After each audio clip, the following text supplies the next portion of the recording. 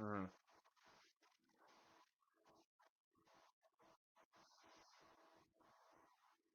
Mm-hmm.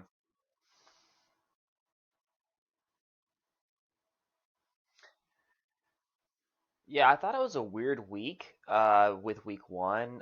Some of the more consistent scores that we've seen, you know, namely Bengals offense and some quarterbacks, Giants right now is a great example, didn't perform well this week. And I think for a lot of teams, it was a mixed bag. You had a lot of donuts. You had a lot of low scoring 1.5, 2.5 point players, and then you had other players that scored 15 to 20. So I feel like most of the teams in the leagues I'm in, that's how it was. There wasn't a lot of consistency. It was just like feast or famine with a lot of players. So it was kind of weird first week. In a couple leagues I'm in, I'm at, 83, 84 points in a full point PPR league, right? And then some I'm in like 140. So it just kind of depends upon the players, but it definitely is a weird atypical week for scoring, I thought.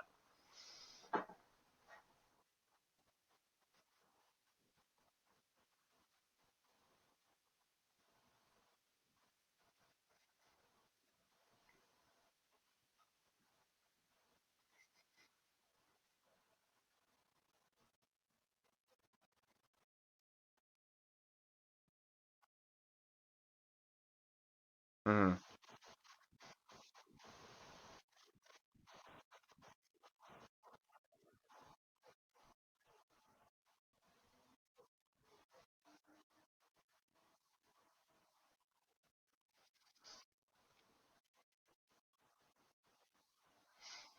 Mhm.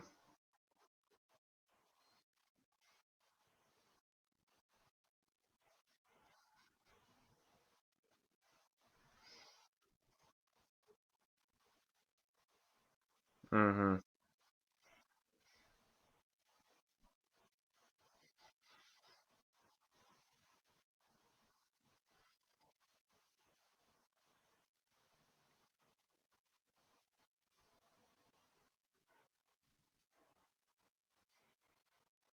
Mhm.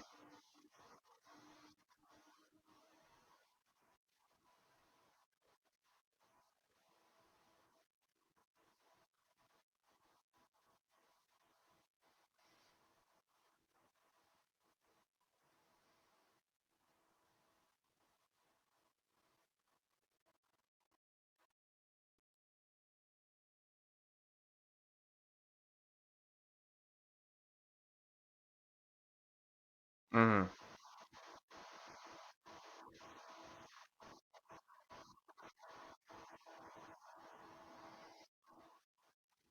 Mhm. Mhm. Mhm.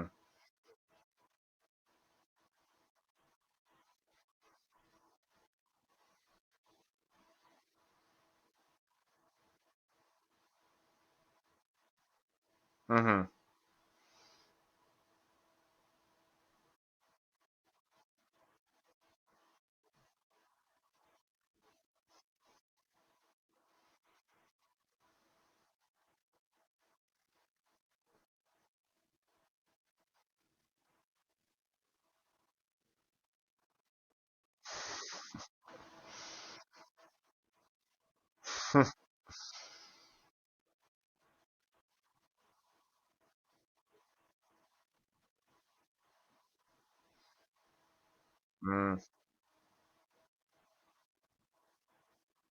Mhm.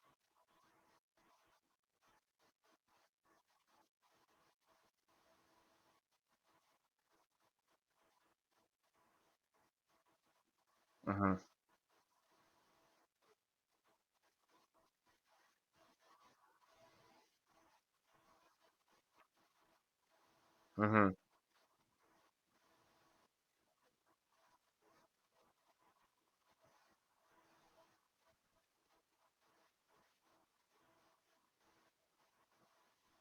Mhm.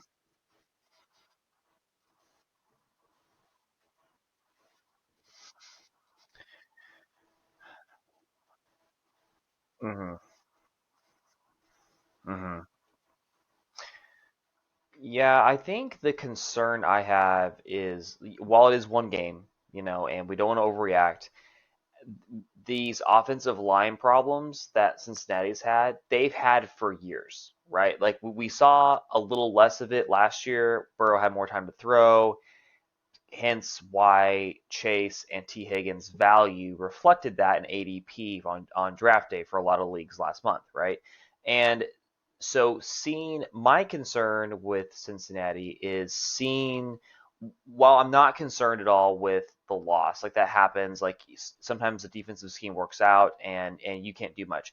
What I was concerned about was the lack of targets from both T Higgins or to T Higgins and to Chase. And I mean Higgins got donut, right? So there was believe he had 3 or 4 targets. I mean, correct me if I'm wrong on that. In the first half and didn't have anything in the rest of the game. So that's concerning for me. And I think, well, yes, there's anomalies and football is like any other game where coaches have a certain game plan and sometimes the player doesn't work. My concern is, we've seen Burrow under pressure in previous years. He has still performed well. It didn't happen today. So is that a sign of things to come? Obviously, if you have got Burrow, you're going to start Burrow. That's not a problem. Same with Chase. But then it's like the T Higgins, right? It's like that kind of situation is like, what are you going to be doing with that? Are you going to be flexing him? Are you potentially looking at another move? So that's my concern. Is like I think some of these like the T Higgins esque players, um, I'm concerned about honestly, because to me like zero is like not one catch. Like you drafted him as a wide receiver 2 on your team probably. In the case of some people, if you want RB heavy, you're wide receiver 1, and all of a sudden you don't have a lot of options and you're kind of panicking. So I'm not putting the panic button yet. I'm definitely wary, and I'm definitely trying to look at some other options to have as a backup in case this trend continues for a few more weeks.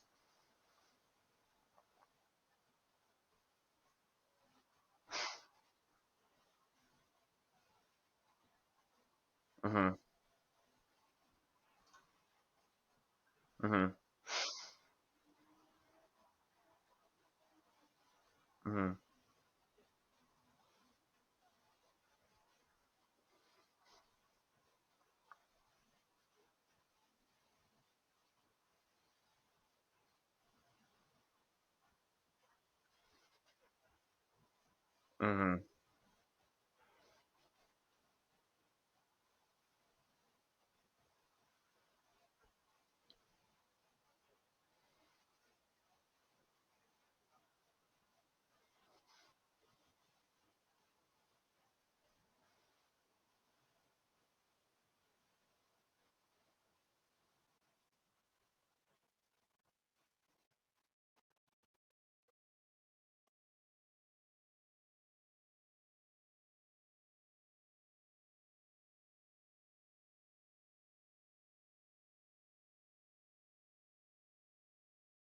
Mm-hmm.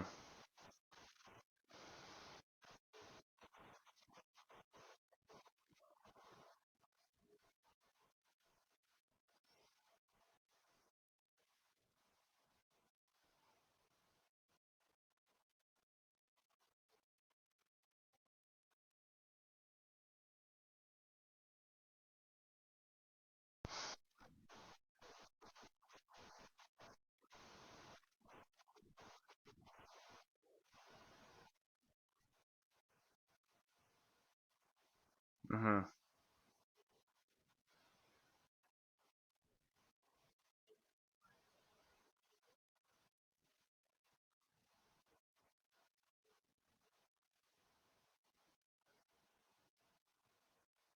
Mm-hmm.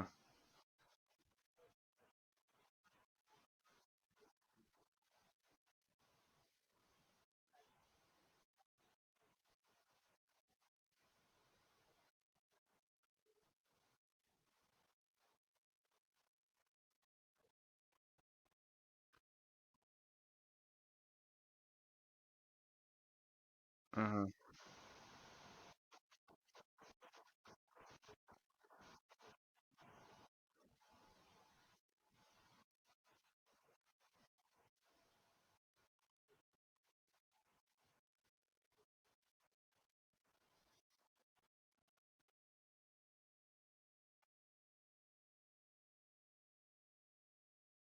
Mm,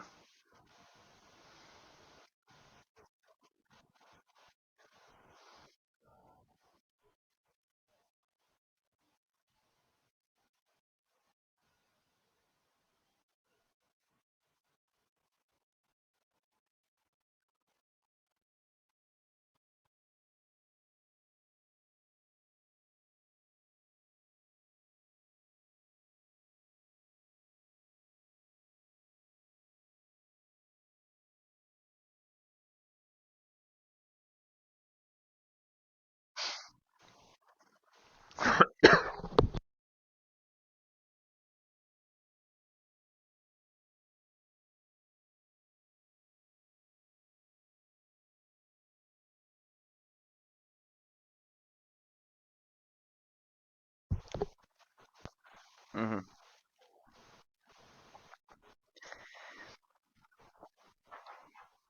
Yeah, I think for Deshaun Watson, last year, obviously there's a bunch of, I mean, after the suspension, sorry, something stuck in my throat. After the suspension, we saw a lot of chemistry issues. He wasn't able to practice, right? That affected a lot of things.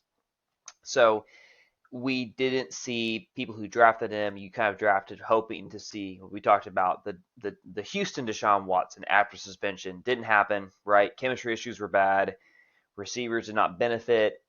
Nick Chubb was pretty much the only fantasy worthy player on the Browns that year. So for this year, I think the expectations were higher, right? Like ADP reflected that Deshaun was being drafted in higher rounds. Um, I'm I don't know. I'm kind of indifferent on Watson. Like I think it was a decent performance. He didn't need to be the hero that he has been with the Houston Texans because Houston has typically not been as good on the defensive side. He's had to do more with his arm and his legs to keep them in the game. They didn't have to do that, so it could have been the play calling was different. It's not as fantasy friendly. It's more of, obviously you got Nick Chubb back there who's a stud, and so he got the ball more. I'm not panicking quite yet. I want to see what Deshaun does in a situation where it's a shootout, similar to the Miami LA game today, where he has to make plays. He has to make plays to keep them in the game, and that's what I want to see. If he can't do that, then I'm concerned. But right now, he wasn't asked to do much. He was kind of being more of a game manager. The defense had the Bengals on lockdown. They didn't need heroics. So a very average performance today, but I think if you're a Watson owner, I think you want to see the Browns will get in the spots this year where they're behind, and that's when you want to see what Watson will do, and that's what I'm kind of keyed on.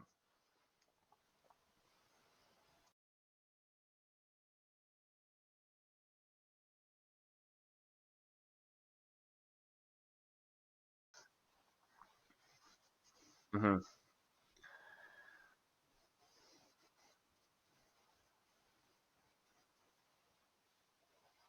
Hmm. Exactly.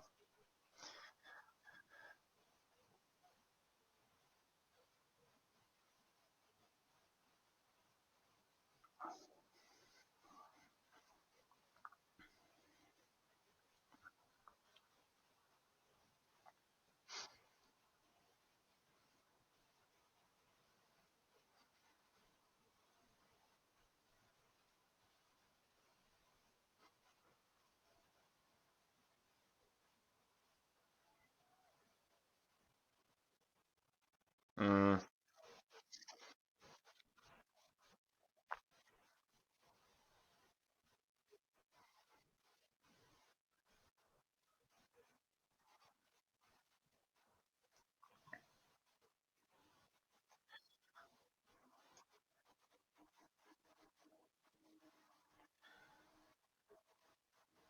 Mm-hmm.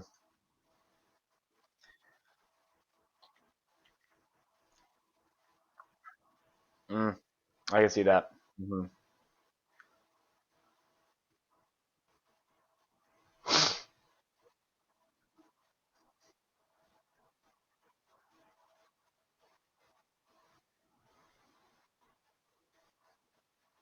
Hmm.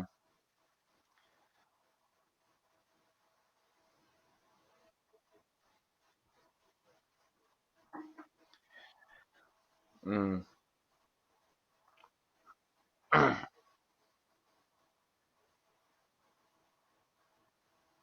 mm,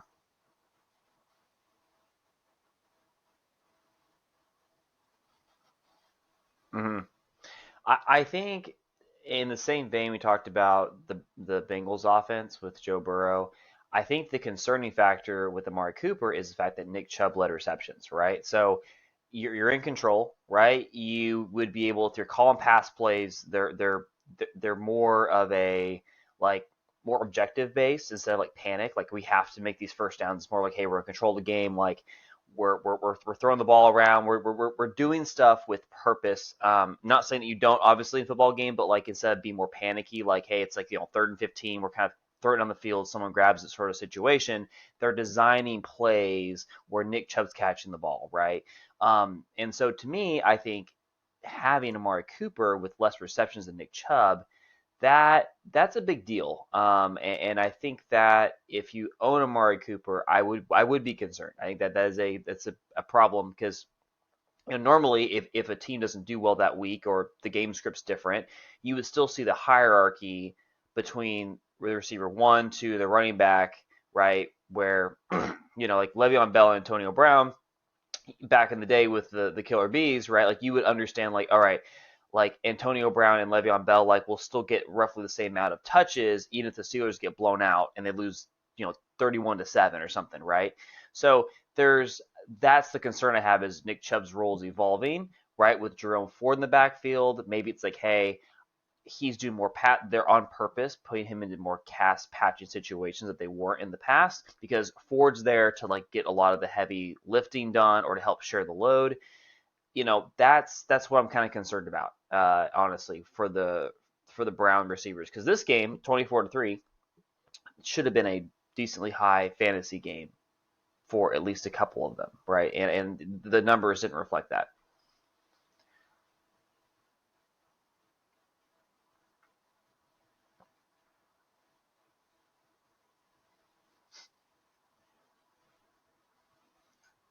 Hmm. Hmm.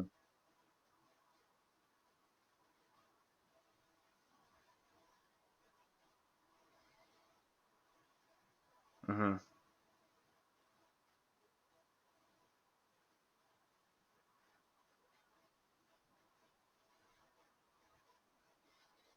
Hmm. Yep. Yep.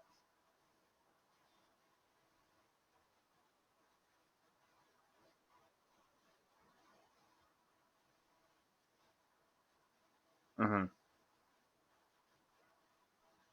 Yeah. Yeah. I agree. Hmm. Yeah, that's a good point. Is like understanding the expectations of like with these players is like this is their new role, right? And don't draft it on the name. Don't It's not the Amari Cooper of the Cowboys with a CD Lamb or something there. It's different, right? But yeah. Anyways, I do agree with you though. Like understanding the roles, expectations of the players is a huge part of fantasy and helping your team like be the best they can.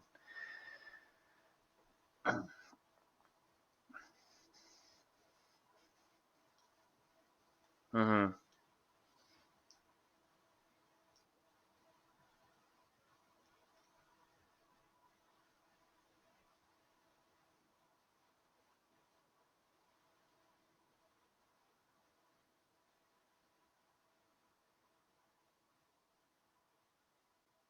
Mm.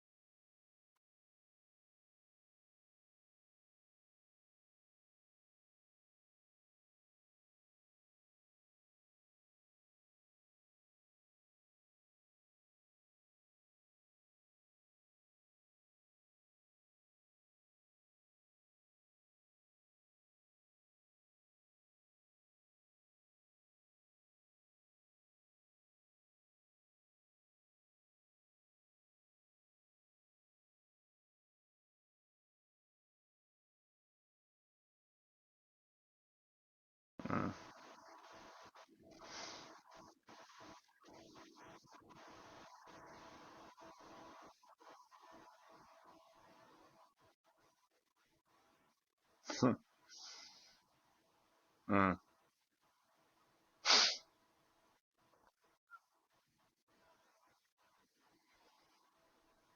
mm,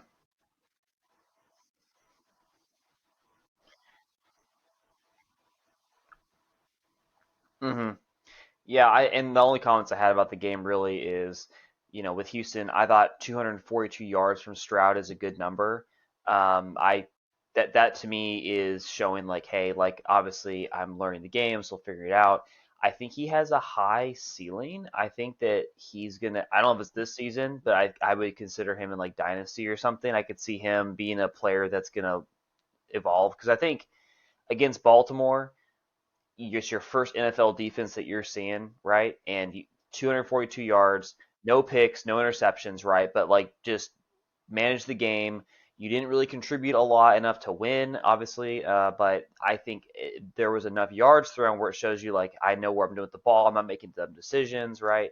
So again, I think the Houston offense is reminds me of like maybe the Jets a few years ago, or you know I guess even like maybe some other teams where it's like been there's a bunch of middling players on the like I call it waiver wire players. That's a better word for it. Like a bunch of waiver wire players where it's like, hey, I'm in a pinch. I need something.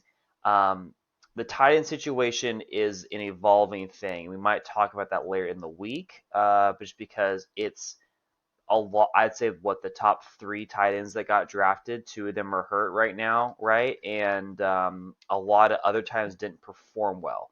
So it's a weird, it's a weird landscape right now with tight ends. But yeah, Dalton Schultz. I mean, he probably went later rounds, but somewhere probably between like 7 and 10. And yeah, I mean, he had I think 1.4 points in half point PPR leagues, or maybe even less than that. So it wasn't great.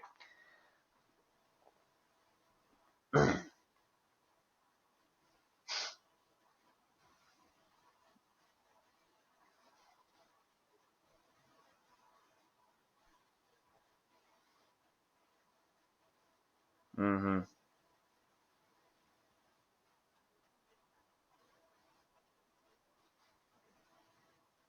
Mm-hmm.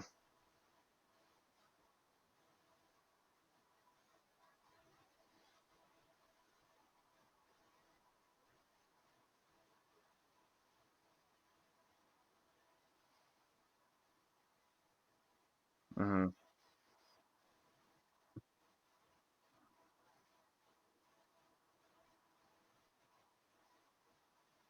Mm-hmm.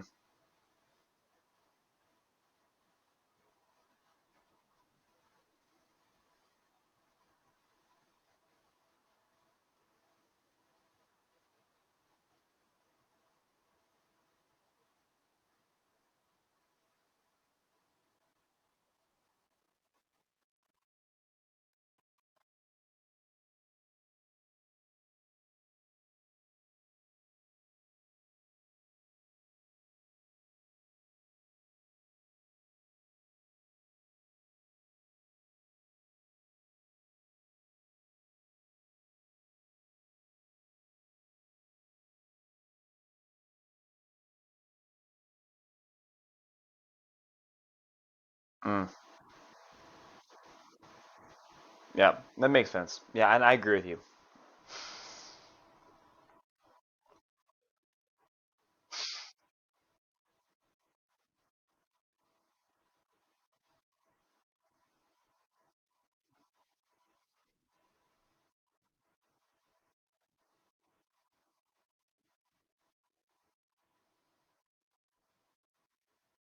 Mm-hmm.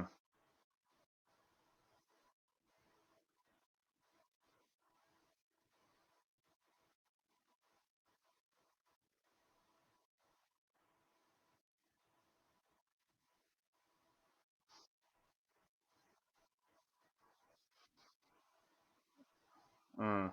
Yeah, and like we mentioned, it was a weird week, and you look at the paper and like, oh, the Ravens scored 25 points, and you think, great. Like if you're a Lamar owner, he rushed for a touchdown, he threw for a touchdown, he did something, and that wasn't the case. And I think we can talk about the injuries that happened, right, in the Baltimore backfield in a second, but that's the big news out of that game. But Yeah, I mean Lamar again. I think he had, a couple years ago he had that really great season, and I think, he it's really up and down. I think he's trying to figure out a role with the coaches where he's not as active running the ball. Like I think he's still that needs to be a flair of his, like an accent, but not the main meat and potatoes, so to speak, of his abilities. And I think the coaches are trying to do that. And in the meanwhile, fantasy managers love to see those rushing yards, and you're not seeing as many of those because they're trying to just keep him protected, adjust their game plan a little bit, try to look more towards the future, and not so much like use him as a third running back.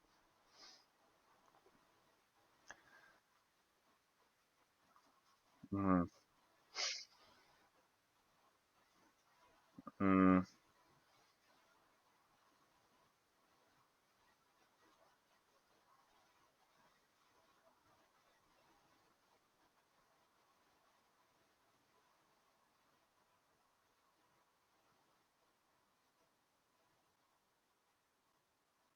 mm,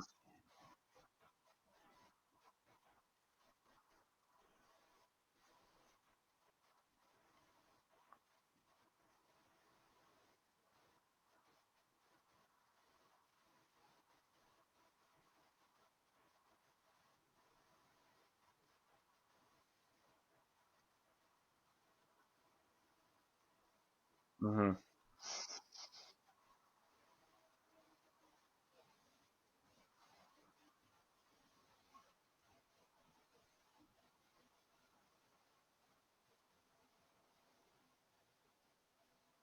mm,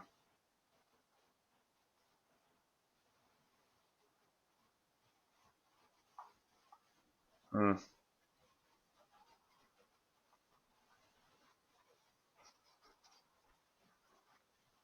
mm. I'm probably looking at Gus Edwards, just because he's been the more dynamic, explosive runner. Justice Hills happened to get the touchdowns. Also, to Gus Edwards is a little bit older, I think, and has a little better understanding of the game. So that's kind of my thought with both of them. I think if they're available, I think you take either. If you have a spare spot in your on your bench that you're just holding, or you've got some receiver that's pretty far down the list that you're just holding on for dear life, or you've got your three defenses that you're rotating out, right, or something. I would definitely try to pick up one of those Baltimore running backs because they are a run heavy team, and having one of those two guys, first off, gives you an option if one of the other guys gets hurt or injured. But then if that player that you pick up happens to be elevated in the depth chart and becomes the clear cut number one, then that could basically be a free ad, a great value for your team. And we've also noticed too is like people need to understand with coaches, right? They have different strategies for how they utilize their players. So you might have a bell cow with Derrick Henry. Well, Derrick Henry gets injured, right? Well, who fills his place? Like, okay, we're doing a running back by committee with all the different with the second through fourth string guys, right? Because we don't know what we're doing. I want to kind of have a competition or whatever, or vice versa, where you've got two or three guys that are running back by committee, but then some of those guys fall out, and all of a sudden you invest into more of like a bell cow because like, well, I'm gonna run this guy into the ground because he's cheap and he's a younger guy or something. So I think we don't know how they're going to utilize both guys. I'd say if either one's available, you pick them up. I would prefer Gus Edwards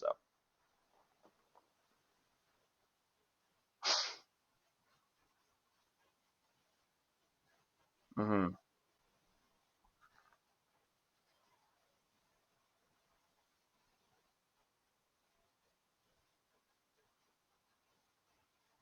Mm, mm.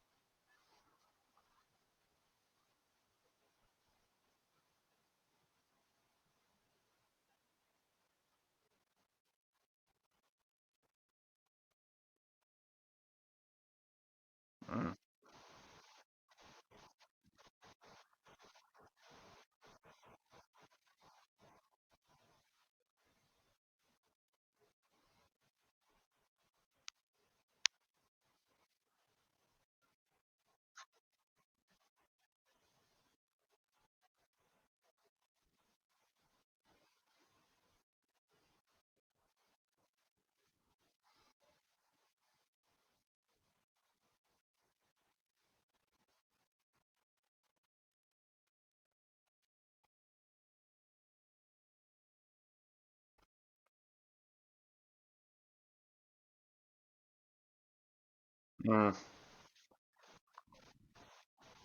mm, yeah, good.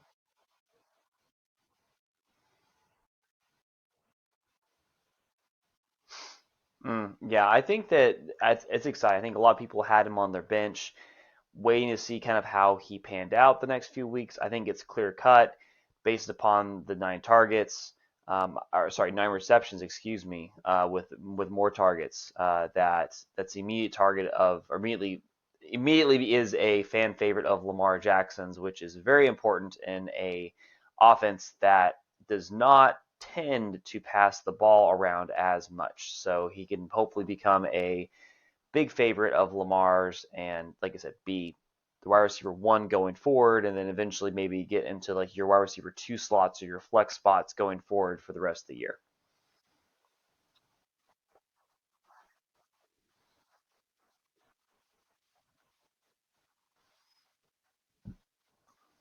Mm-hmm.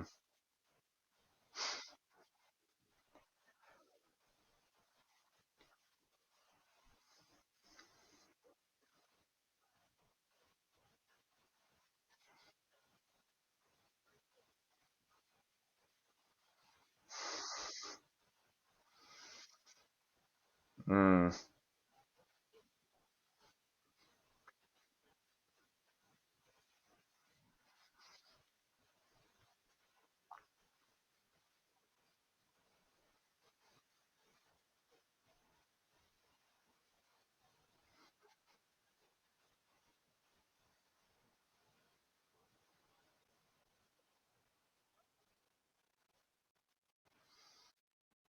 I think we all missed it, honestly. I think everyone there wasn't one person that I knew who was high on the Bucks offense. I mean, maybe individual players, maybe Mike Evans, you'd say he's good value. You could talk about individual players. I don't think anybody was high on the whole offense. I don't think anybody thought they would do much. They thought they're going to be like a bottom dweller on the conference. And yeah, I mean, the Vikings are a good team, and that's a favorite in the NFC to get to the championship game at the minimum. And so this was a very surprising result. I mean, I was very surprised. Um, was good to see Jefferson on the other side for the Vikings still get his yards and be the stud he always is, and who you drafted in the first round, be that guy. But yeah, the Bucks offense very surprising. I'm now it's more options. It's a whole team of tools that have been opened up for fantasy players of now like legitimate options because the hate on Baker Mayfield was like whatever he touches turns to lead, right, kind of thing, and it was like no one wanted to be involved with his offense, anything, and yeah, I mean, I like to give it a few more games, but I mean, I think it's a legitimate option to grab some Bucks players before they get really hot if they have another good game.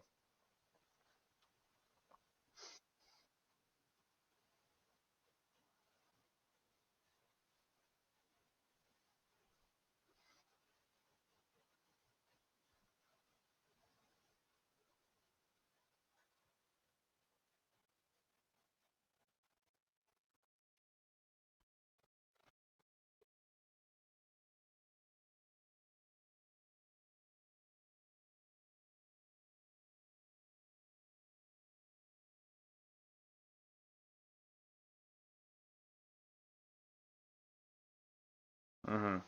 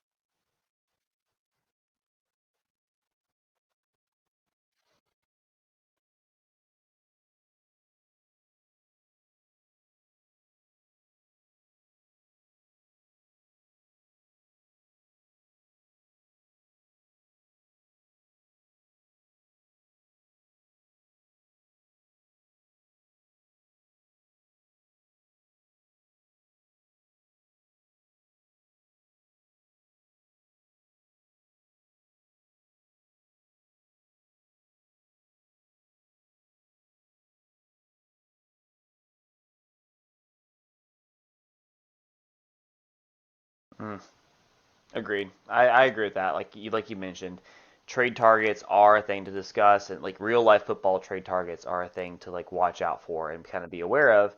And if a guy has a hot week, the team's not doing well, like you said, keep an eye on him, have him on your bench. He goes to a better offense, maybe. Uh, Case in point, like Christian McCaffrey, right? Like obviously he got drafted very high last year, but goes to an offense where you got a better quarterback situation and better other utility players and running backs, and like everything was better for him, right? And it made the situation much better. So that could happen to Mike Evans, where he goes to the Chiefs maybe, or another team that desperately needs functional receivers that can catch the ball, you know. So we'll kind of see where he ends up, but I hope he gets traded.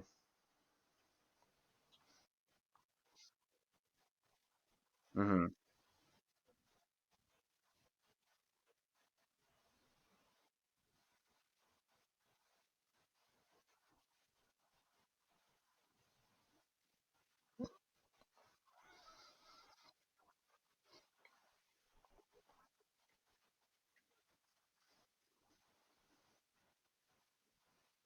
Mm-hmm.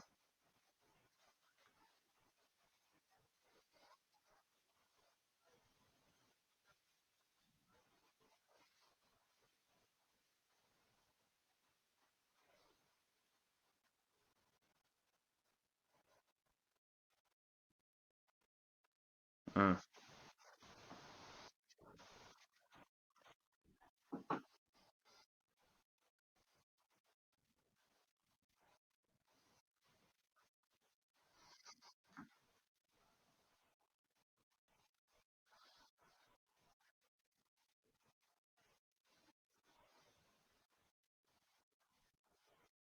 Mm-hmm.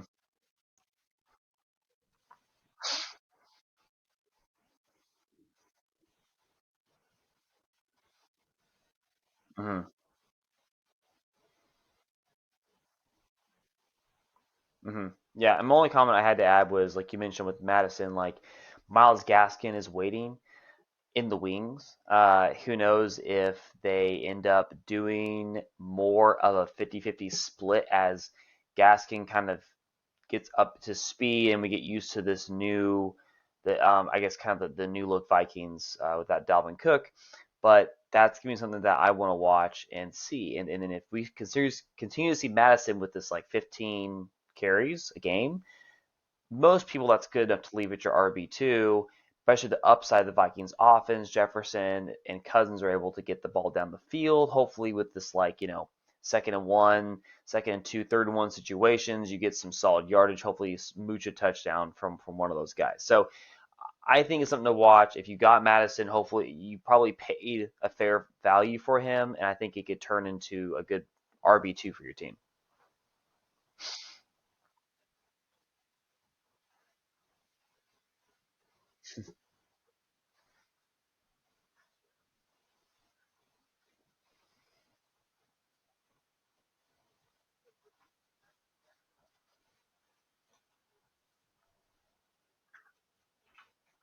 Mm,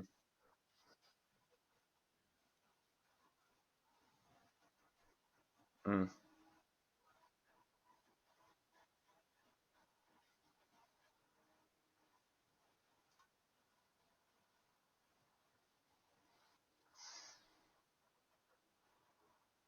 mm,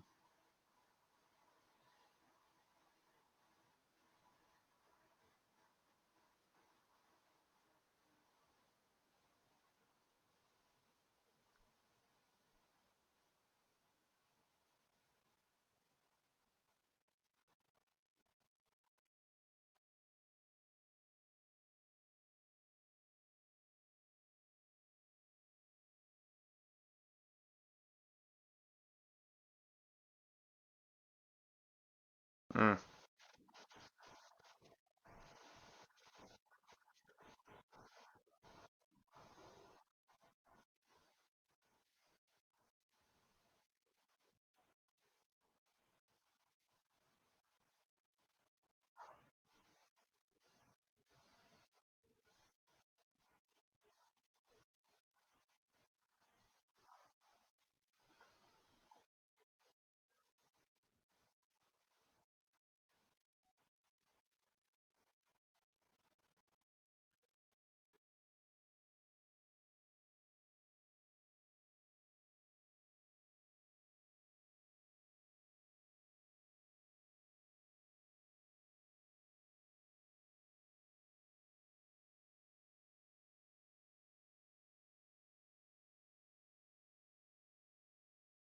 Mm, mm.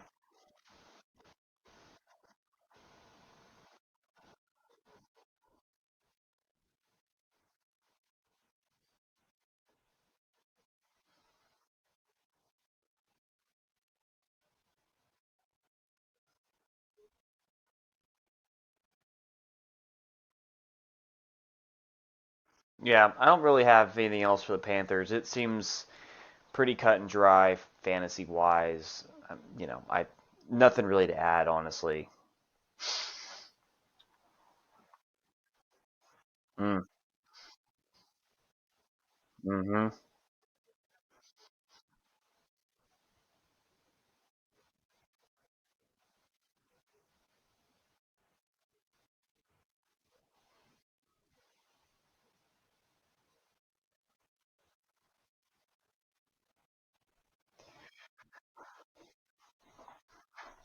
mm-hmm,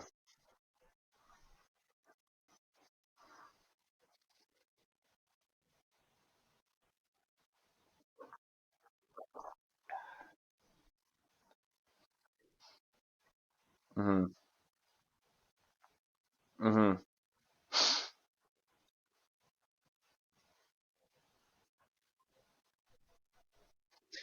mm-hmm,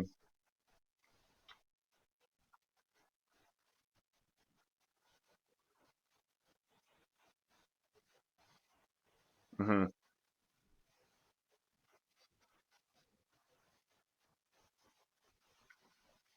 mm-hmm.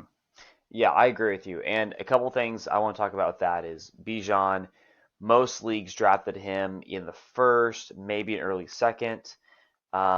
And if you looked at, everybody thought he's gonna be this bell cow, right? You're gonna run the rookie hard.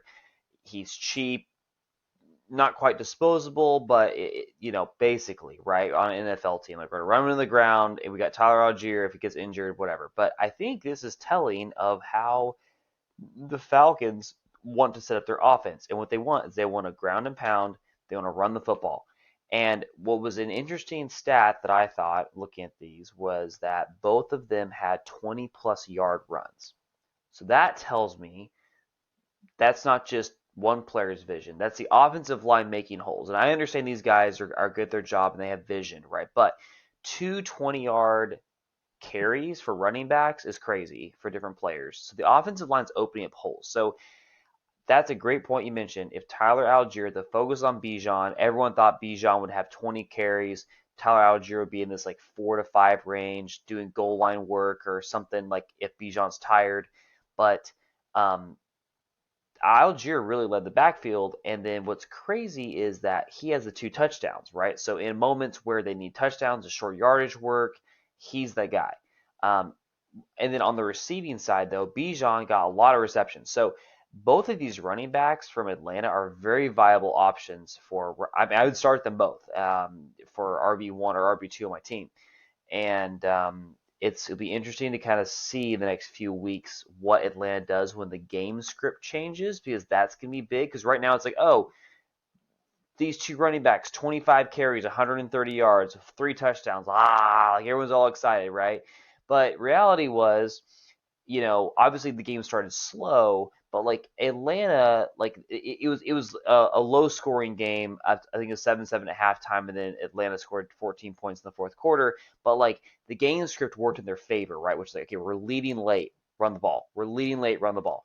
Atlanta has a tendency to fall behind in games, and if Ritter has to throw the ball more, I could see Bijan kind of outpacing Algier in a more like traditional passing back. So that's my only comments. We could obviously go down this rabbit hole with rookies and stuff like that, but I think overall for his first game, Bijan did great. I think in a overall, I think he's gonna be worth more than Algier going forward. But like, shoot, I mean, you can get Algier cheap right now. You're not spending a second round pick.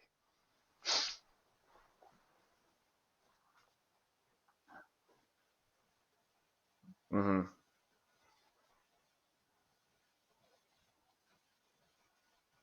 Mm-hmm.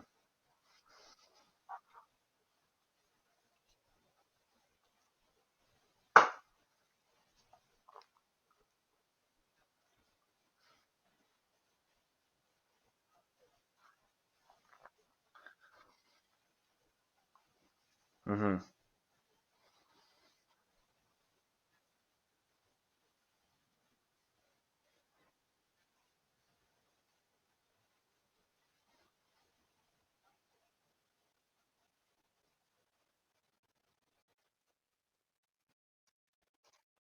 Mm-hmm.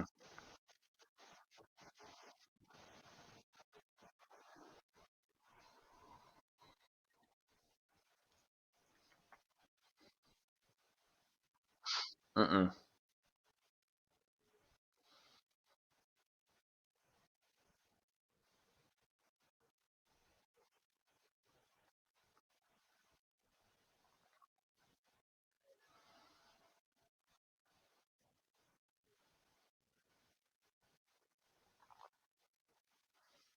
Mm-hmm.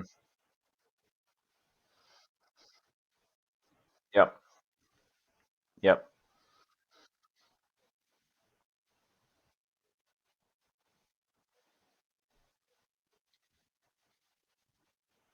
Yes.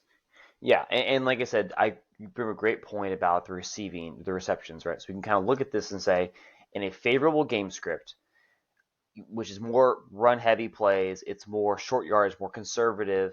Bijan got a lot of these passes. Like you said, if they're down 17-0, 17-3, does Bijan get those passes? Because you're not going to be trying to dink and dunk 2 or 3 yards a play. You're going to be trying to get bigger chunks. So, again, something we have to look at in the next few weeks, but it looks good for Bijan that he's getting involved in the pass game and also, too, as getting a huge chunk of the carries as well.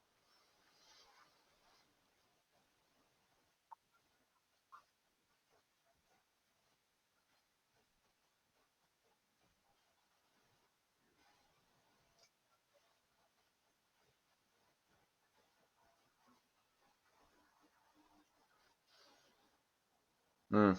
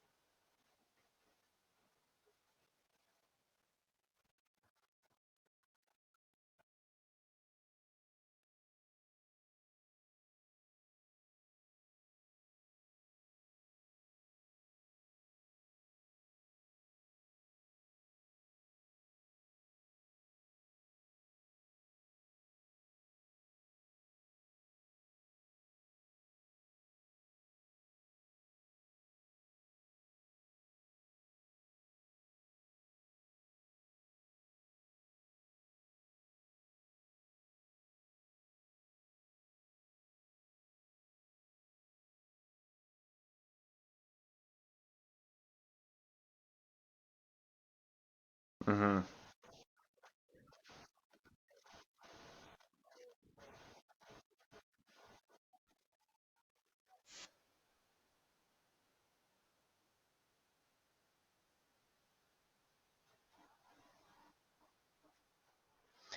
Yeah, so I mean, I think that for the Cardinals, I would agree with you. I don't think that in terms of fantasy options, like there's not a whole lot of discussion here. Nothing moves the needle in this. I mean, if you drafted these players, you're playing them for a reason. I don't have anything really new to add to them. I think for me, the Commanders, for me, I'm interested in like talking about Brian Robinson a little bit, and that's kind of the focus. But yeah, I think the Cardinals, I don't really have much to add. Mm-hmm.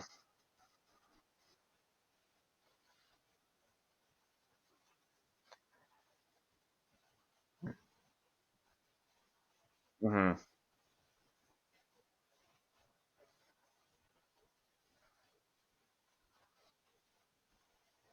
Yeah.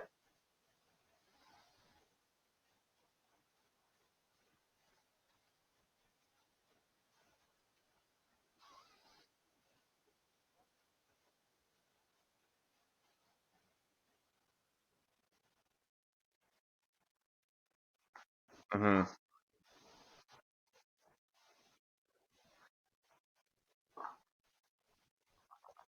Mm-hmm. Yeah, I think Antonio Gibson was. I mean, I think that was a sleeper pick, honestly, for a lot of people. That was like, hey, Brian Robinson, I think it's what people envisioned the whole Tyler Algier Bijan Robinson relationship was going to be that way, right? It was like, hey, it's 50-50, but like he could take over the backfield at some point. If the coaching staff plans to do that in the future, that would be news to me because obviously, as evident by the carries, Brian Robinson commanded everything. What I'm concerned about with him, though, is against a not great defense, the 3.1 yards per carry. They really wanted to run the ball. Um, and the Commanders scored 10 points in the fourth quarter. So they're actually behind a good chunk of this game, which then tells me like, okay, they're running the ball, design running. They weren't trying to control clock like they're behind, but like they had faith in their running game, which is great. I love that. But the 3.1 yards a carry is concerning. And then on top of that, like what you want is for these 20 carry guys, you want the touchdowns, you want the trust in the goal line, and then of course the quarterback mooched it, right? Which is like a very reasonable thing that happens, a lot, but that's the concern is like, all right, so you have this guy who gets 20 carries a game, you have the quarterback sneak the ball, and like that's hard to put trust in that as like an RB1, that right now, of course, it's one game, obviously it's a small sample size, but against the Cardinals, the Commanders were at home, they had all these factors that led to like everyone's healthy, right? These running backs are fresh. This is the healthiest they'll be the whole year. All these factors would tend to be like, okay, great, you carry the ball 19 times, we're expecting 80, 90, 100 yards, right? And we looked at what 59 was the total. So that's concerning for me.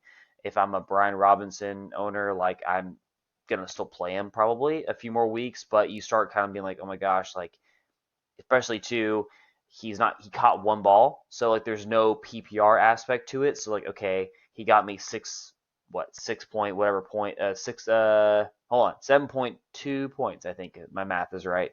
So yeah, it's true, he did. Yeah, you're right. So he did catch for the touchdown. You're right. Yeah, you're right. He did. And then, but I saw it just now. Yeah, good point. I think the mooching of the rushing touchdown hurts, right? I think the touchdown did save his fantasy day, right? So now he's at this 11, 12 point total. But yeah, that's the concern is okay. You got this running back that rushes 20 times a game, and the quarterback is like stuff is taking away from him. So.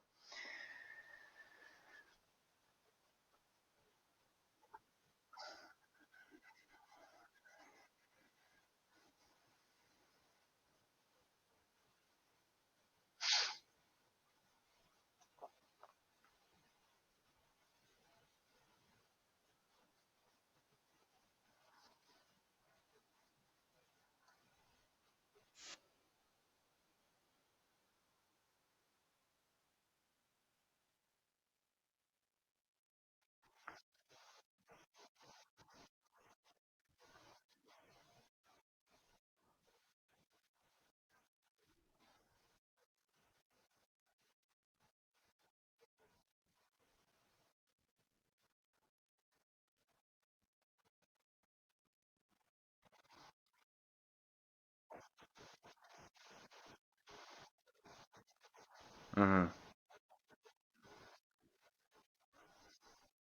Hmm.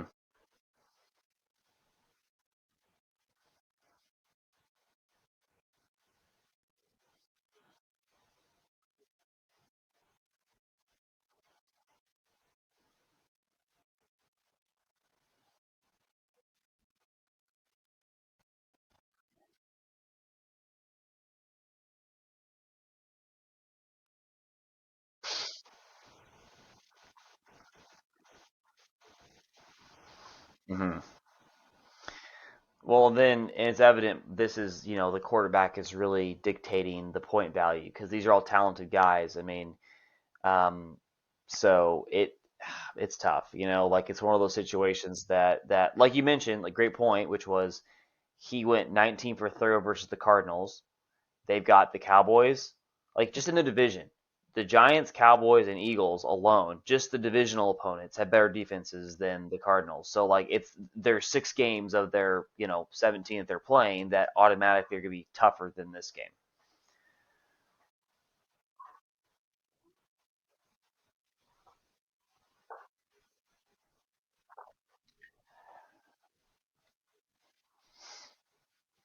Hmm. Yeah, for sure.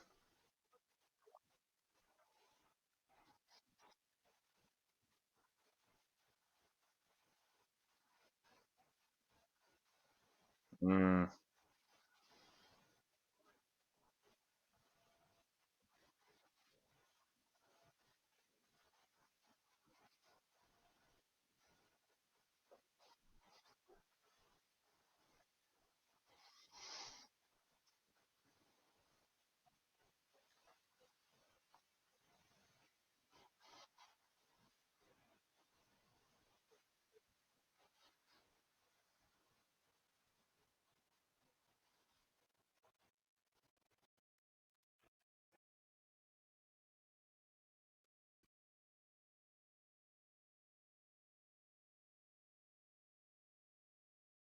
mm,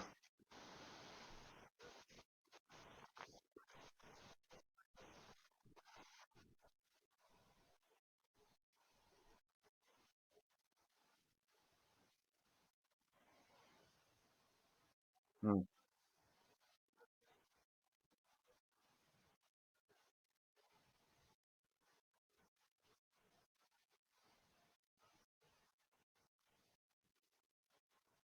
Yeah, yeah.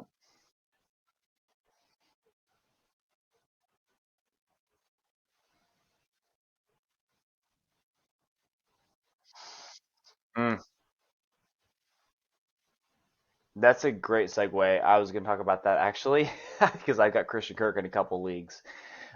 Yeah, so I think Calvin Ridley is just he's got that dog in him, right? Like that's what he's got, and I think that he what's evident is he had 11 targets and caught 8 balls. And I mean, we talked about the third training camp. He's Trevor Lawrence's favorite target. I mean, he comes back after his suspension. He's ready to go. So to me, he is the wide receiver one that Jacksonville needed that wasn't there last year.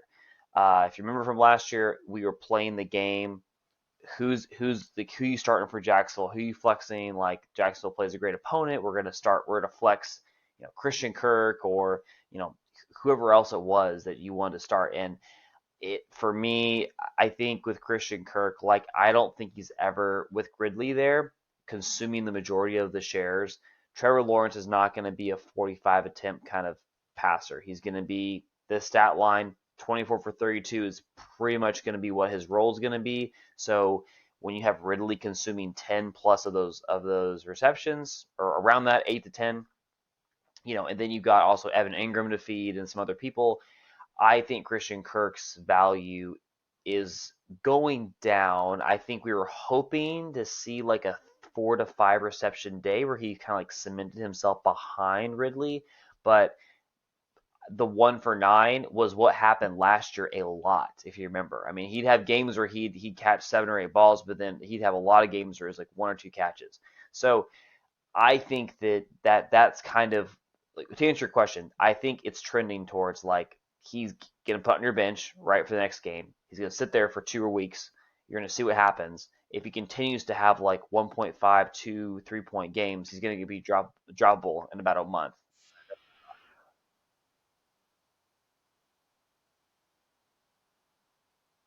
Mm. Yep, exactly.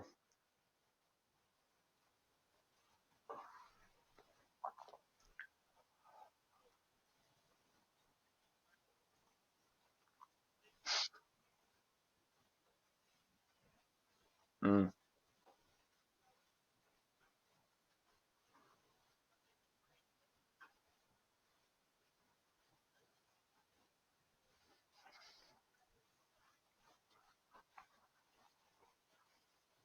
mm-hmm,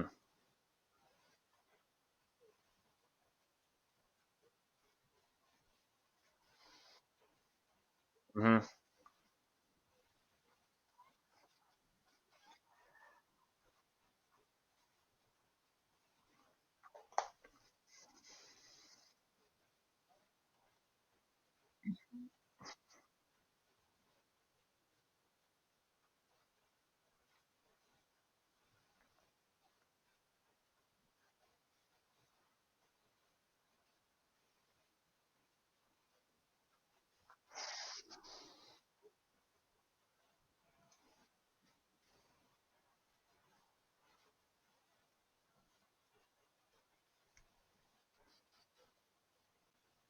Hmm.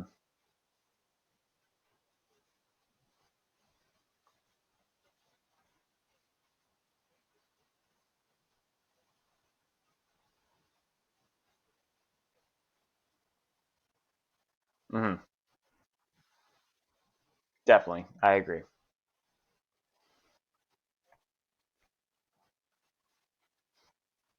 Mm.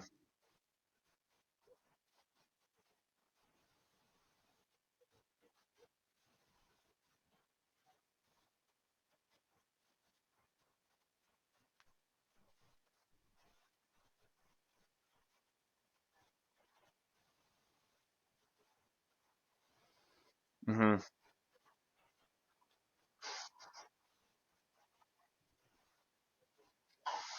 Hmm.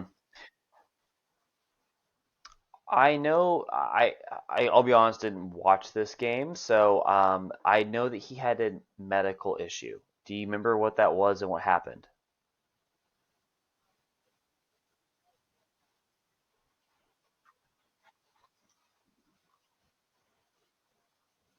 Look it up here.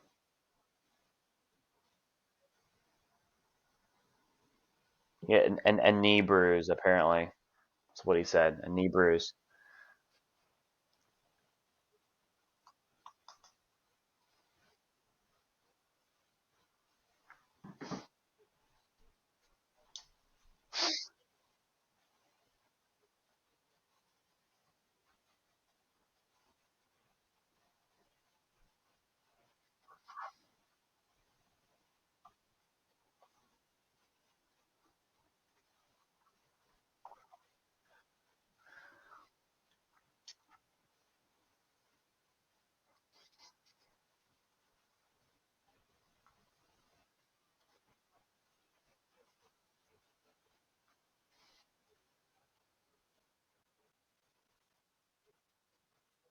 Hmm.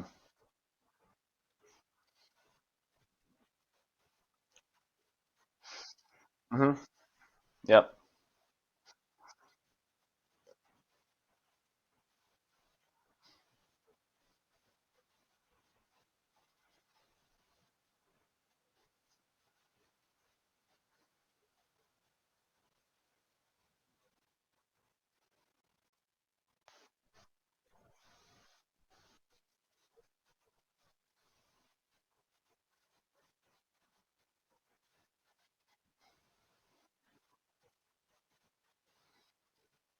Hmm.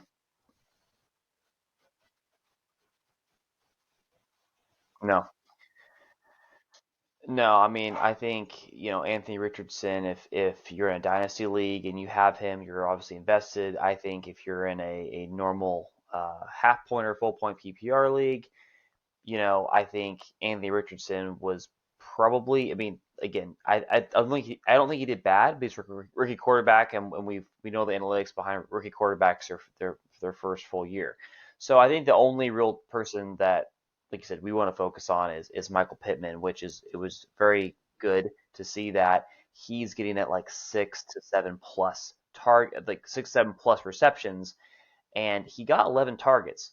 I love seeing double digit targets on receiver, especially with a quarterback that's throwing the 30s. Because that means over 30% of the quarterback's vision, like it's the first read, right? It's like, hey, we're throwing to Michael. Michael Pittman's the first read on this. Like it's open, let's go, boom, right?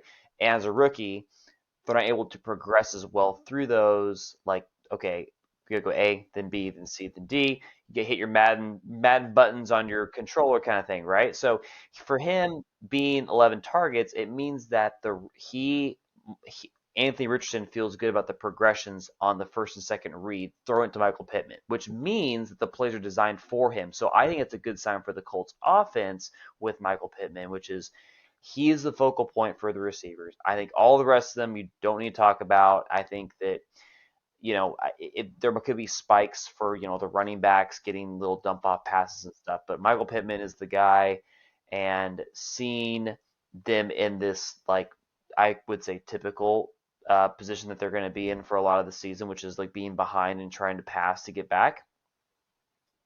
I can see him being a you know 7 to 10 reception type of player every game. He probably won't get through a touchdown every single week, but if he can get 100 yards and get 7 or 8 receptions, that's 14, 15 fantasy points, which is a great floor, honestly, if you can get that.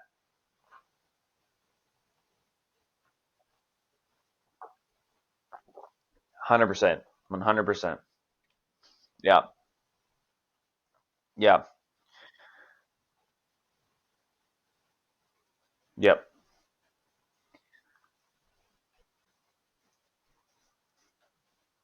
yep, yep,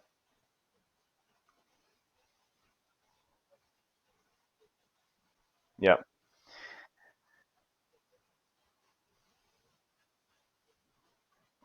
No,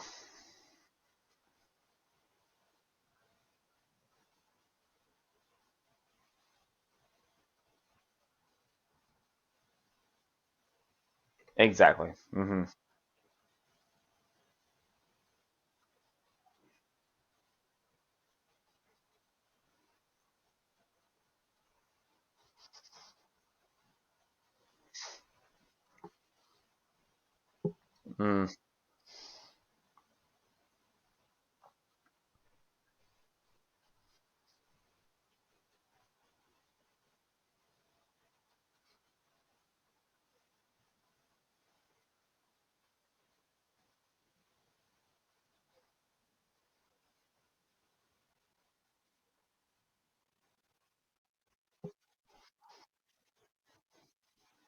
mm-hmm,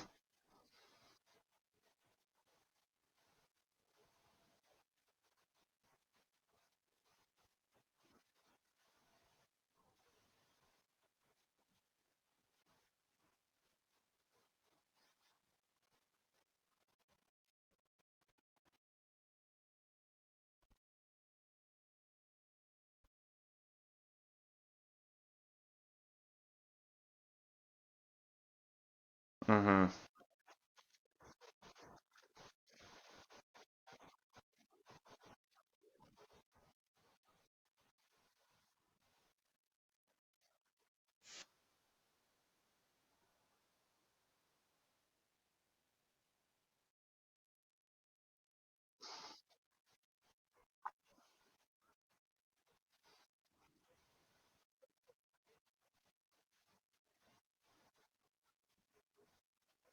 mm-hmm. Yeah. I think the 49ers are the definition of boom or bust with fantasy because there's so many good players. They remind me of like a USA Olympics basketball team.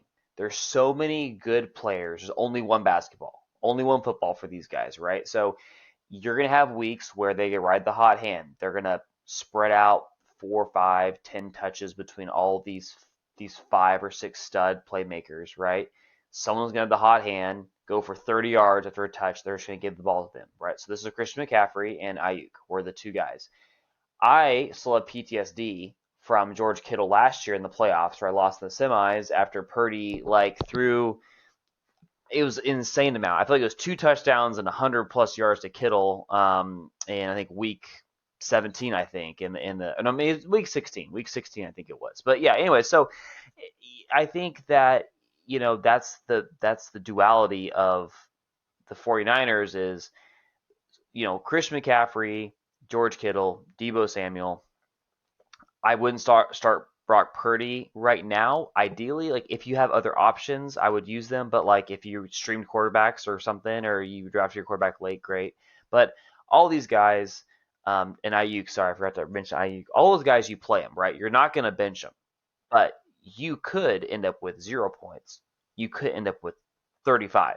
Like there, that is the thing. There is no the steady Eddie like, oh, they're gonna get 7, 8, 10 points. Like you're gonna get feast or famine, and that's the 49ers offense because there's all these amazing athletes on one team and there's one football and only so many offensive plays.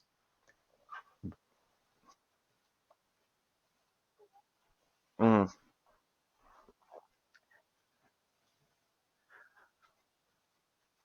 yeah. Yeah. Yep.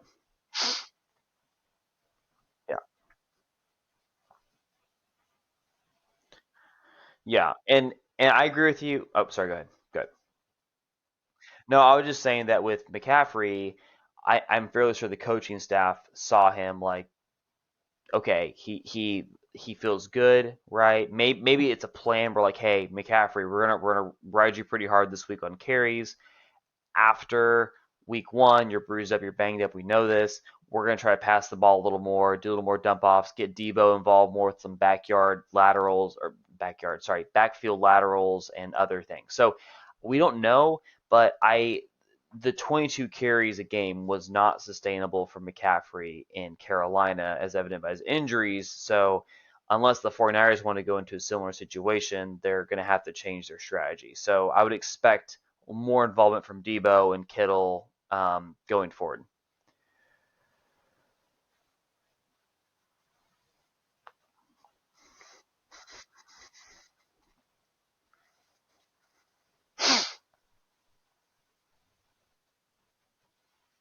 Yeah, for sure.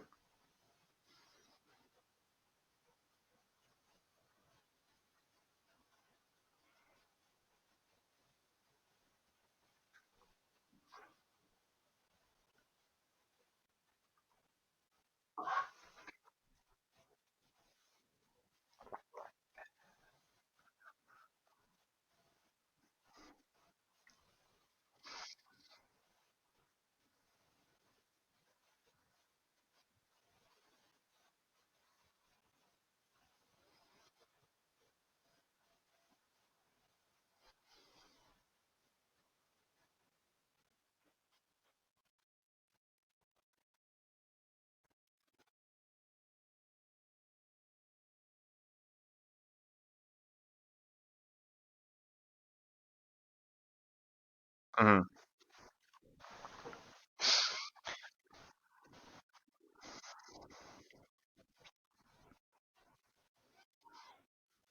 Mm-hmm.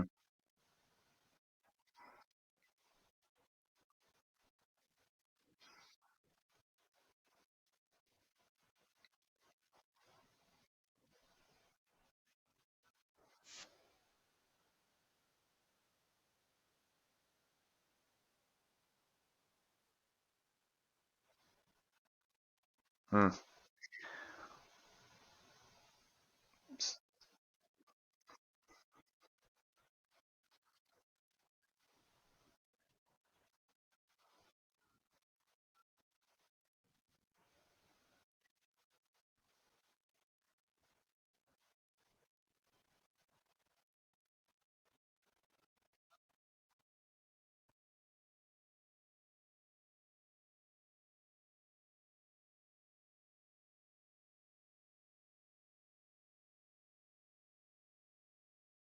Mm-hmm.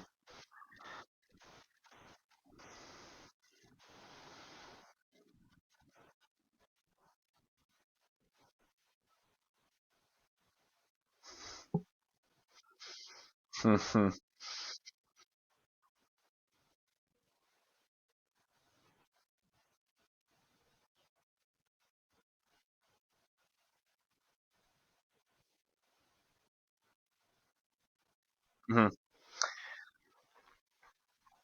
Yeah, that's good. Good point. Good point. The only comment I have on the Steelers is Kenny Pickett, related Kenny Pickett, is the concern I had for even when they're behind, getting trashed by the 49ers.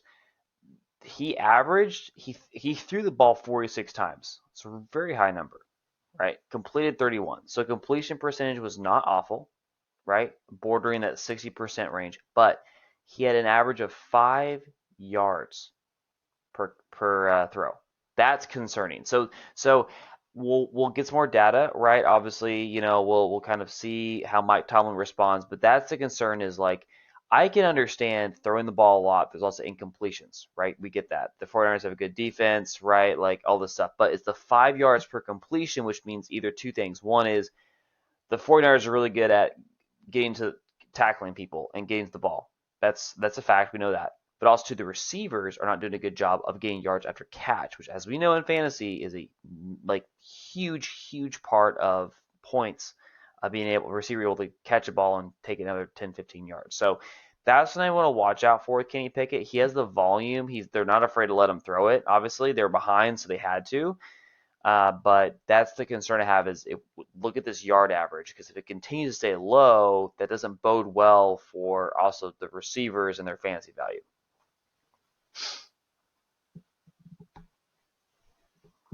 Mm,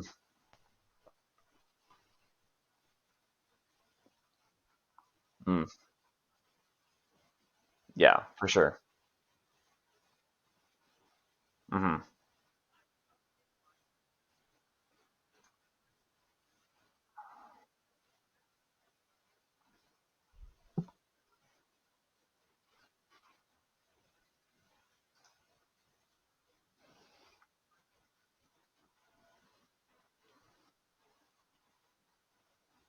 Mm,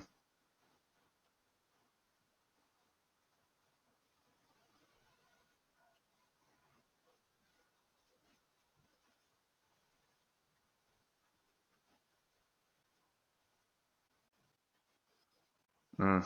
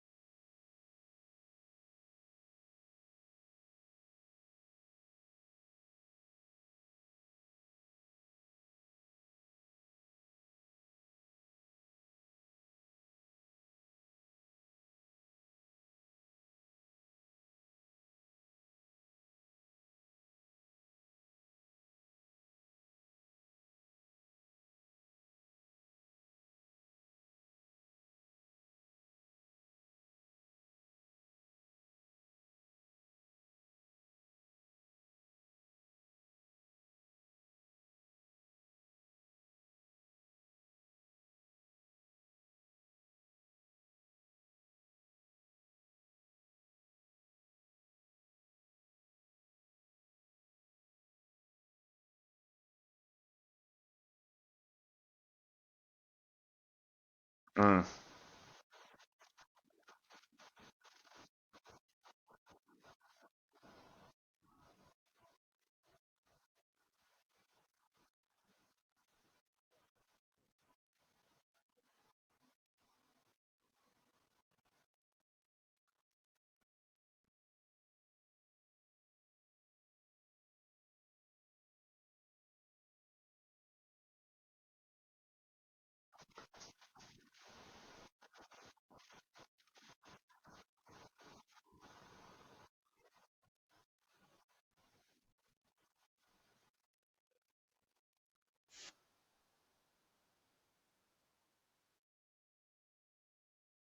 mm. Yeah, I agree. I think he's also suffering from a quarterback that is still like again. We talked about this. It's a weird week. Ryan Tannehill is typically not that inefficient. He's usually a little more efficient. So I would like to see a few more games where again, it's a division game. I don't know. Like all these things happen. It got weird, right? I don't know. Like scoring was weird today. Tannehill is usually more efficient. I would say he's like gonna be a Mahomes or a Burrow or that tier, but the game manager, he's efficient. Yeah, but the Purdy tier or Kirk Cousins, can he be on that tier? And typically he is. He is more efficient. So I think Hopkins is going to benefit from that. Say benefit. He will have better games, I think, than this. I think this was an inefficient game for Tannehill. When you go 16 for 34, obviously you only have 16 receptions between all your receivers. Like I don't care if you've got Tyreek Hill or whoever else on your team, like you only have so many receptions that you can give to one player because teams will figure that out. So I think for Tennessee, Derrick Henry is still the guy. I mean, I don't really have a whole lot of discussion. I think you're still looking at Hopkins or Henry if you've got Tennessee players, and that's and for tight ends again, where we have a whole podcast about tight ends at this point with this game because the entire landscape is different than it was a month ago. But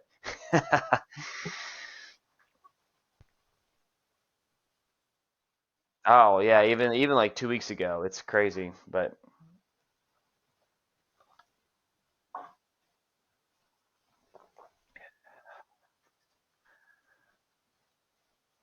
hmm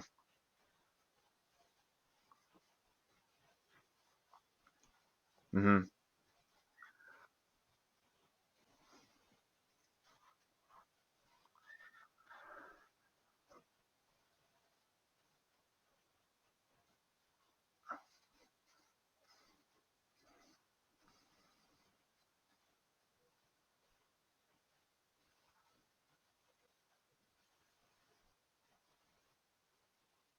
hmm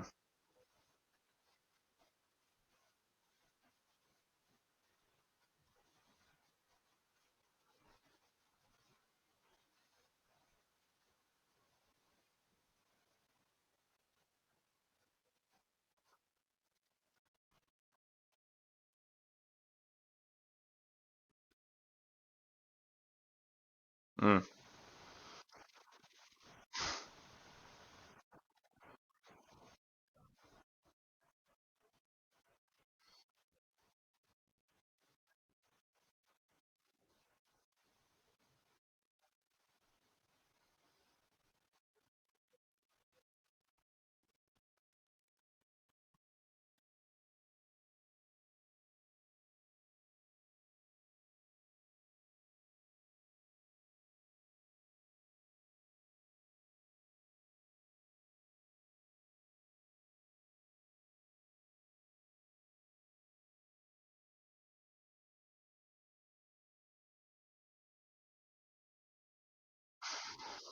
hmm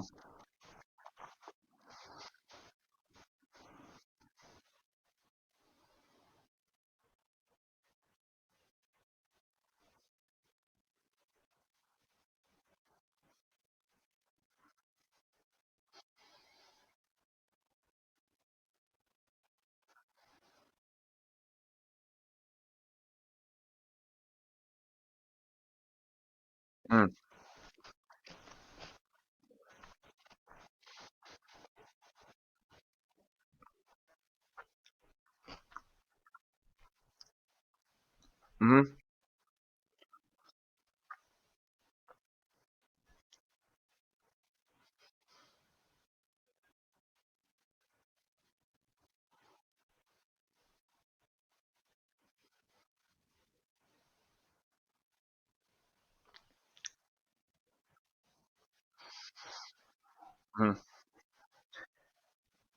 hmm which is a lot because like you got a veteran quarterback, right? We've gone through a bunch of rookies, right? Talk about how their chemistry is building with all these receivers.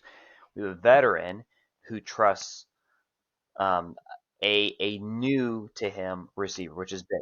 So I think this speaks a lot to the receiving group. I think Michael Thomas, I mean, 3 years ago, best receiver in the game, and I think between his injuries and stuff like that, I think you mentioned that was the late waiver ad was the name. Hey, he led the league in I think it was total receptions. It was in 2021, I think it was, or 2020, and yeah, so now it's kind of it's changed. Landscape's changed a little bit in for New Orleans, but Derek Carr having trust in other receivers is big. And I think you said Shaheed being kind of that number two, right? Obviously, he had a 41-yard catch, which is great. But having 89 yards for his first game with Derek Carr, it's that's great.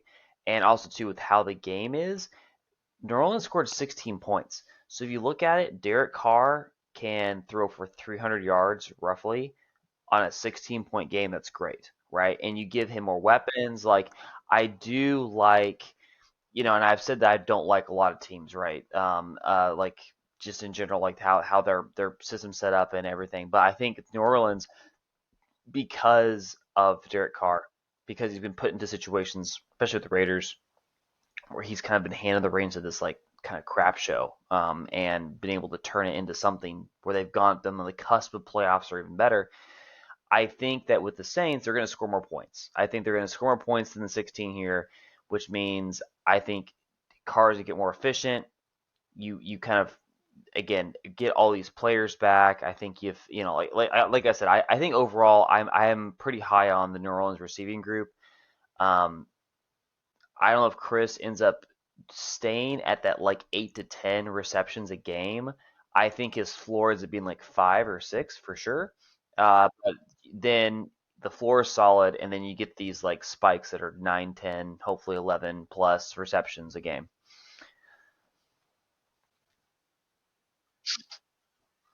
Hmm.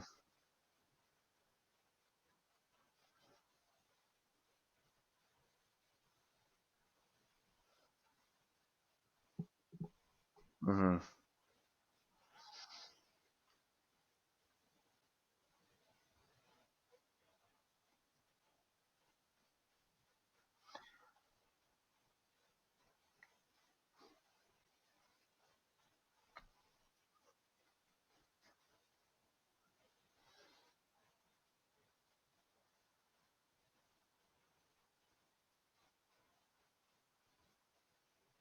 Hmm.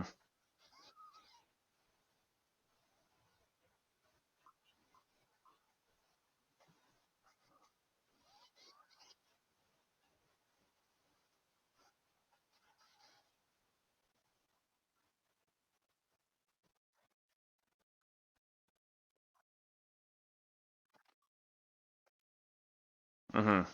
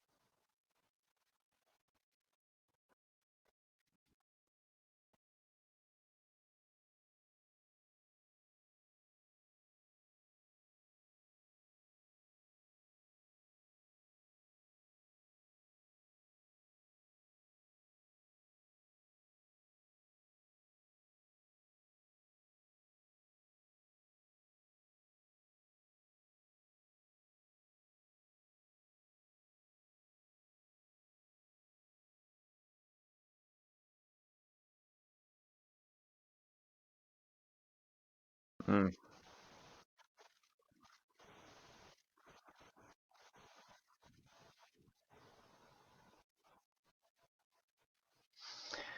Yeah, I mean, I think that Josh Jacobs had a really good year. He was like a fifth round pick last year, or maybe even worse.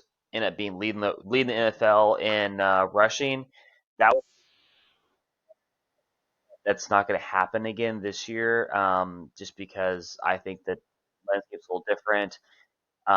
You could argue Jimmy Garoppolo is great. He's more of a game manager. Derek Carr is a little more aggressive. I guess like he gets yards a little more aggressively than Jimmy. Jimmy's a great game manager, but I think Derek Carr is going to create more fantasy points for his players. And so, I think for me, I'm high on Josh Jacobs still. I think he's a great RB2. I think he'll get his touches, he'll get his touchdowns. Um, Jacoby Myers was the big surprise for me, and also too, he got the 2 touchdowns. So I mean, he had a great fantasy day, fantastic fantasy day. Um, that is a big deal because I think in a lot of leagues he's probably sitting on people's benches, honestly, right? Like you drafted him, right, and you drafted him late, but he might have been if he didn't quite make it into your flex, he's on your bench. He's sat there. He's got 25 points right now or something crazy on your bench. So you're definitely gonna play him next week. But that was a big surprise for me. I was expecting Adams to have the 9, 10 receptions with the touchdowns, and then Myers have basically like completely flip what Myers and Adams did with each other. That was the big surprise, which I think going forward, having a second option in Las Vegas is going to help them. It's going to help fantasy people, and also too, it knowing Jimmy is liking both of them is a big deal. I think that's a big deal.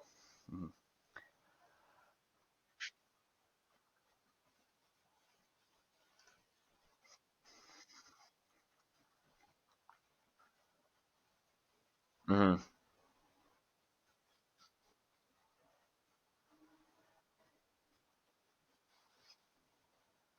Mm-hmm.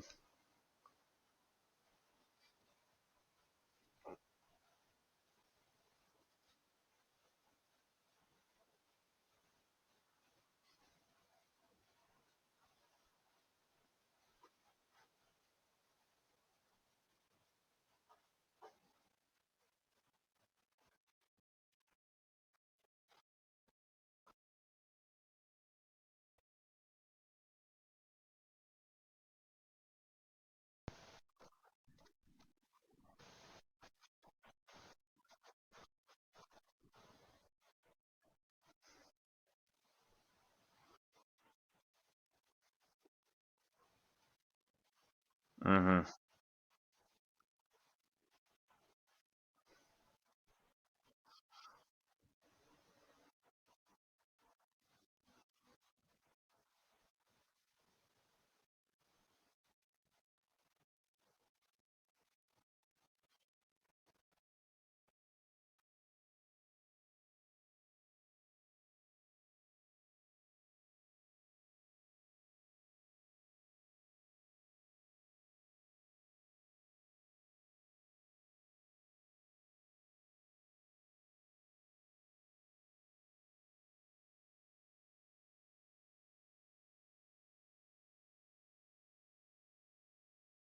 Mm-hmm.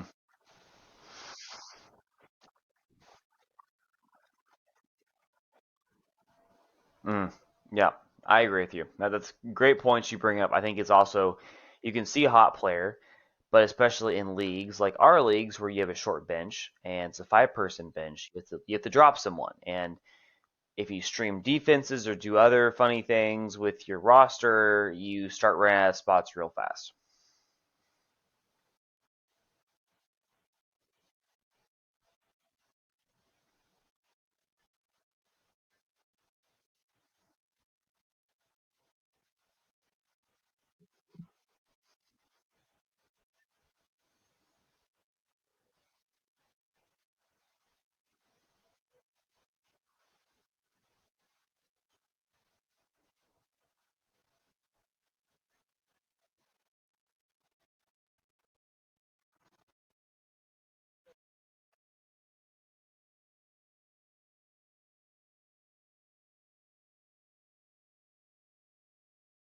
Mm,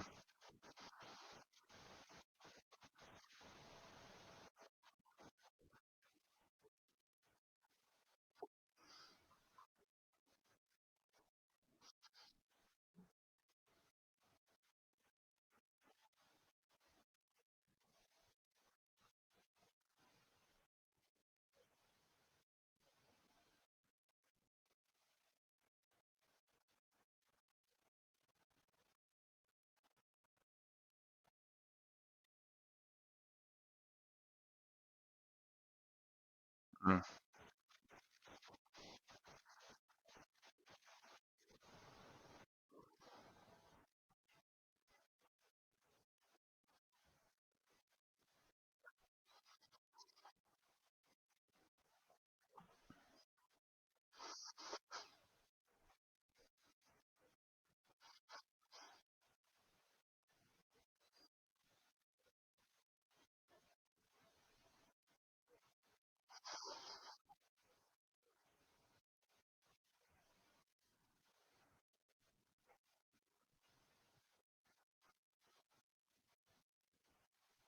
mm.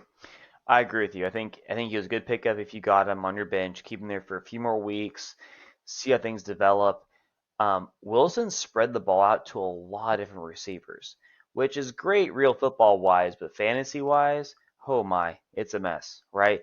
Especially with Judy being out, which who knows if with Jerry Judy being out, he would have taken that lead role. It could have been like this. He could have been one more number added to the mosh pit of all these different receivers. But um, the Denver receivers, it's a mess. And from fantasy purposes, if you didn't draft Jerry Jeudy, you probably were Cortland Sutton. But obviously Sutton had the touchdown there that kind of helped save his fantasy day. But I mean, the 5 targets for a receiver is that's something you expect from a tight end, not a wide receiver 2, or I guess wide receiver 1 with Jeudy being out, right? So that's the concern I have. And Russell had a good day. He was 27 to 34, efficient. And so you want to see those numbers. You want to see an uptick. Like, okay, he was efficient. They weren't ahead. They weren't really ahead. They were really behind. They were kind of battling back and forth the whole game. So it was like a healthy game script. Where are the targets, right? And I don't see them for Cortland Sutton. I wasn't high on him before the season, and it's really hard if you've got him. You got to be thinking like probably bench or something, unless you got some. I mean, unless you have no other options, but it's the touchdown saved his night, and people will like instantly forgive what happened because touchdown. Oh, I got 6 points. Touchdown was great. He scored me 10 points. Okay, well, he had 5 targets, and he should have been with Jerry Jeudy out, the wide receiver 1 on that team, and that's the concern I have. So again, I don't know everything, obviously. So I probably would wait a few weeks and just either, if you have no other options, put him in your flex, put him on your bench, just feel it out because I think that's the concern I have is he didn't immediately garner Wilson's attention for that number 1 spot, and that's my concern with the Denver receivers starting one of these guys in fantasy.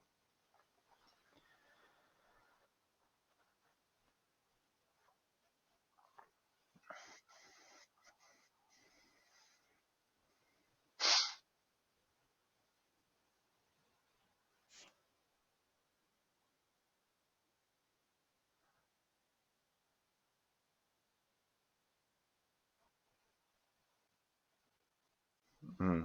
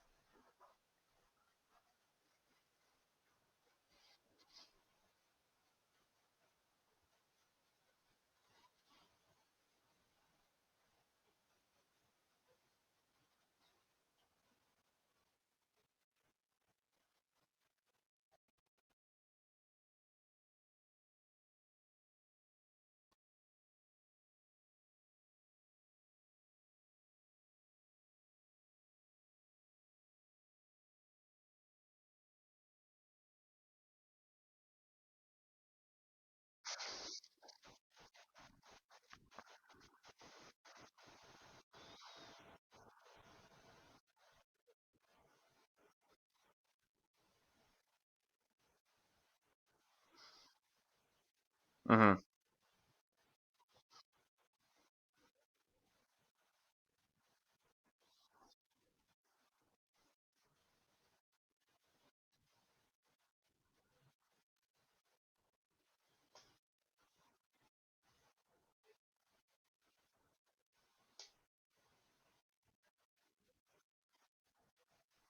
mm-hmm,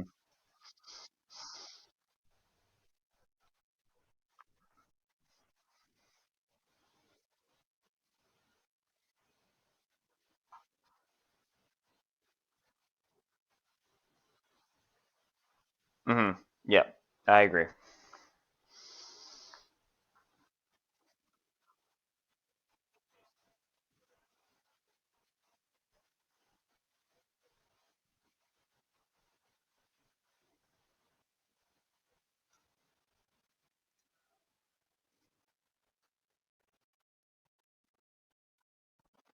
Mm. I thought he was gonna have a good game. Yeah, no, I thought he was gonna have a good game.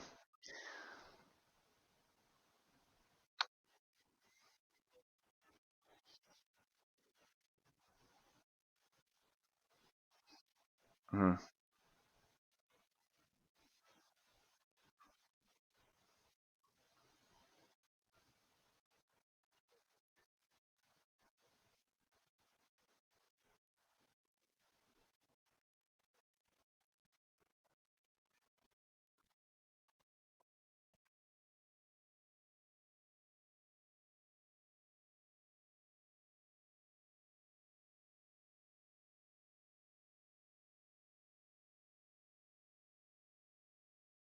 Mm-hmm.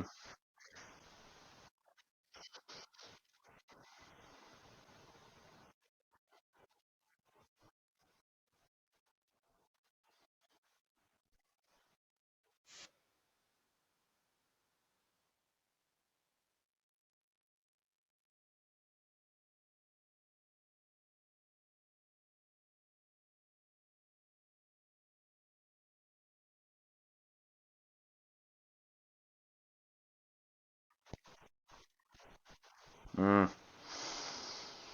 Hmm.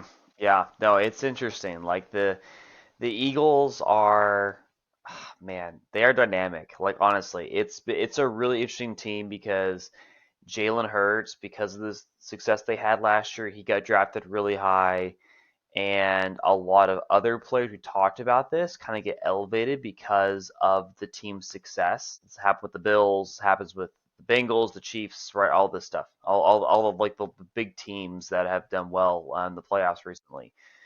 And I think, like you said, like I think the Eagles' backfield last, I would say, even 5 6 years has been really convoluted. They've had a lot of people come in and out. There hasn't really been an established back. I like Kenneth Gainwell. I like his complementary style with Hurts. Like you mentioned, the RPO with these quarterbacks, it takes away some of the value from running backs, but there's still a share to be had because they're obviously good offense. Um, my thing was I saw from this game it kind of confirmed that AJ Brown and Devontae Smith were the two major share leaders for the game. Nothing really changed there. I didn't really see anything different, and so that is a good thing. Obviously, the whole Dallas Goddard thing, tight end, another conversation we'll have later because that's a whole conversation. All these tight ends that were just all kind of weird. But yeah, I mean, I think that the Philadelphia offense it was slow. I think that kind of came from Hurts being just not as efficient as he usually is. But what they produced was just like a scaled version, like scaled down version of what they normally do.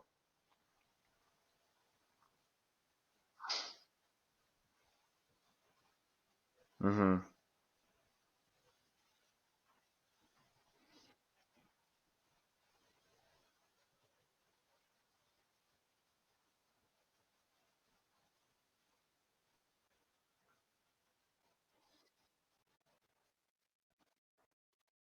Mm-hmm.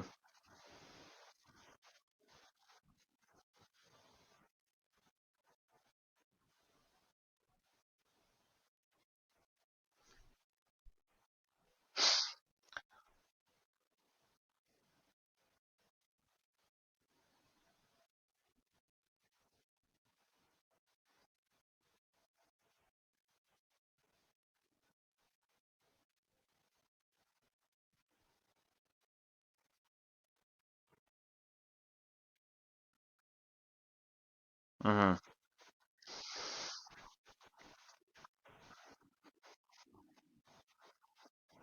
Mm-hmm. Yeah. Yeah. Exactly.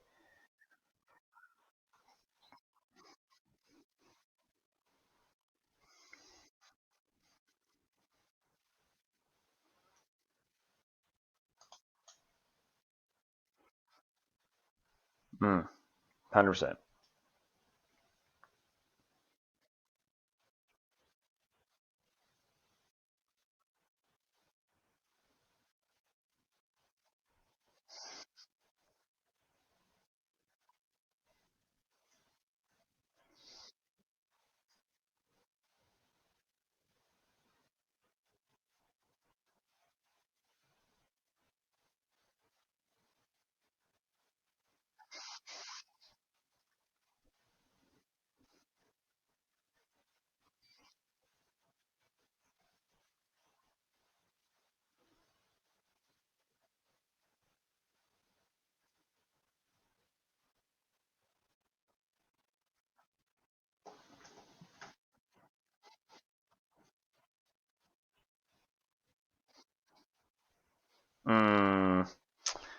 Man, good question. I mean, I think if you look at, I think Kendrick Bourne should have been drafted. If he was not, then your league is weird, and I don't know why, but that's the obvious pick. He had the most targets compared to the other receivers, and also got 2 touchdowns. So he had a great day. I think the rest of their receivers got how I thought. Hunter Henry kind of got that 5 to 6 targets. I was hoping to get from like one of the higher tier tight ends, below like that Kittle, Kelsey, Andrews tier, right? So I was expecting kind of that line of this like 5 for 56 with the touchdown sort of thing. That's great, great line for Hunter Henry. Um, Juju, I was thinking was gonna have a little more success. I mean, he caught 4 balls for 33 yards, but I thought he would do a little better personally. But yeah, I mean, the receivers aren't really much like I think it kind of lines up to what I was thinking. Like they've got a lot of good playmakers. It's not gonna be a massive target share. Kendrick Bourne did take that step where I'm hoping I can see that a pattern for a few more weeks where he's got those targets consistently because that'd be great to rely on someone another receiver for in fantasy. Um, but again, running backs I agree are kind of a mess. Stevenson is getting the carries, but he's not successful. So it's going to be a matter of he's battling his injury, he's coming back from it. Like so, we'll kind of see what happens going for the next few weeks. But the New England running back room is a little spicy.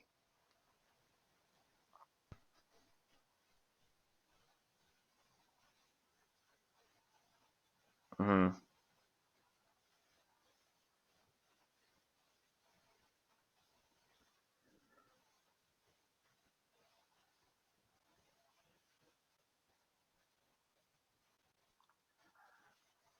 Hmm.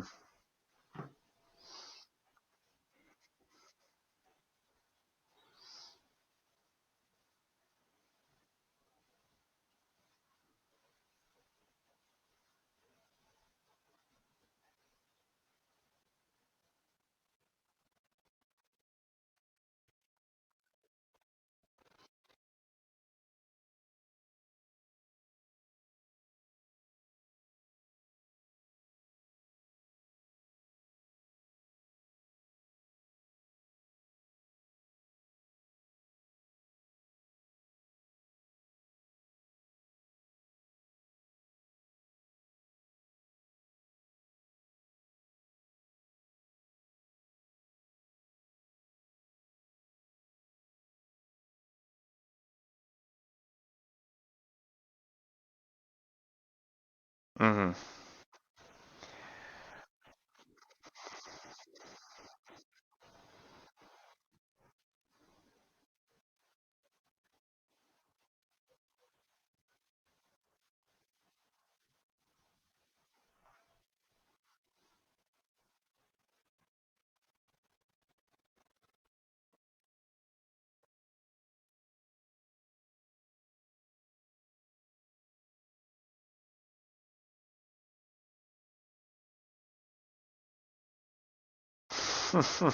Everyone, yeah, for sure, and that, by that score as well. Same thing, yeah.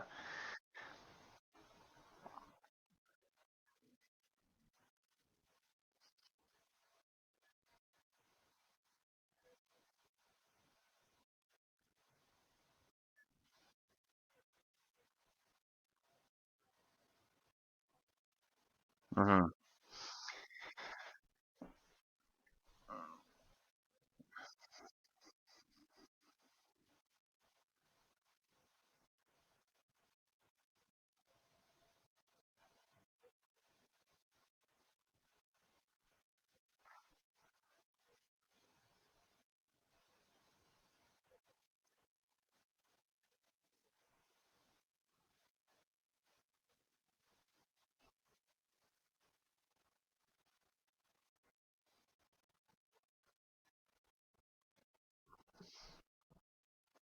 Hmm.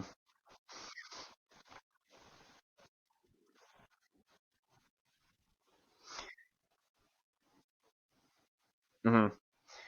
Yeah, and I would probably be looking for Kyron Williams on like one of your top waiver pickups, just because Cam Akers has the injury history. Also, to the Rams, like they only average like two and a third or 2.2, 2.3 yards per carry, and they ran the ball 40 times, so not great. So that's my concern too. Is like, okay, they're getting used to the offense. Cam Akers has been in the offense. He had a 1.3 yard average. Kyron Williams had 3.5. That's a big deal. Coaches pick up on that stuff. They notice that stuff. They are definitely like tonight and tomorrow recording that information, looking at all that. So I think the upside for Kyron Williams is higher than Cam Akers, just because, again, we talked about your invested draft capital combined with the fact that he's more efficient, and Cam Akers has the injury issue. So like, if there's ever anything that comes up again, he's a great fill-in. In terms of receiving, I think just in the wake of Cup being out, Atwell had 6 receptions for 120 yards. Puka, which we all knew, I started him, of course, my wide receiver one before, of course I could. Everybody did, yeah. So, yeah, yeah. So that 1% they're just better at this than we are. Uh, but yeah, so they had a lot of receptions. I'm honestly surprised after the debacle that was the Rams offense last year, how well they did. The Rams would be another um, just another very bad team. I thought they would be, borderline 5-12 kind of thing this year, and I think that Matthew Stafford surprised me, honestly. Coming back from his injury last year, he was efficient. He had almost a 9 yard average per throw, which is great, to a bunch of different receivers. So, I mean, the Rams are good, and I think it's going to be interesting to see how the receivers shake out. But Puka had 15 targets, which is insane. And had 10 receptions. So like right there, that should be enough where to put you on the radar for a lot of people.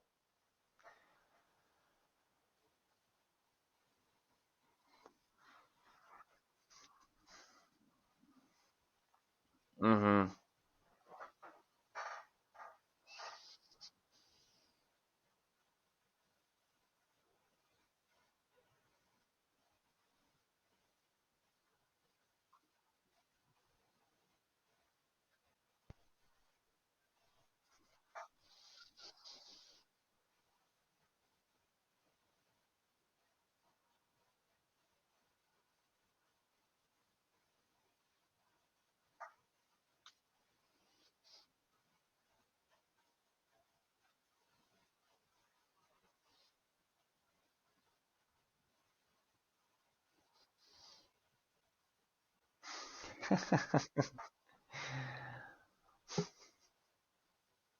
Yep.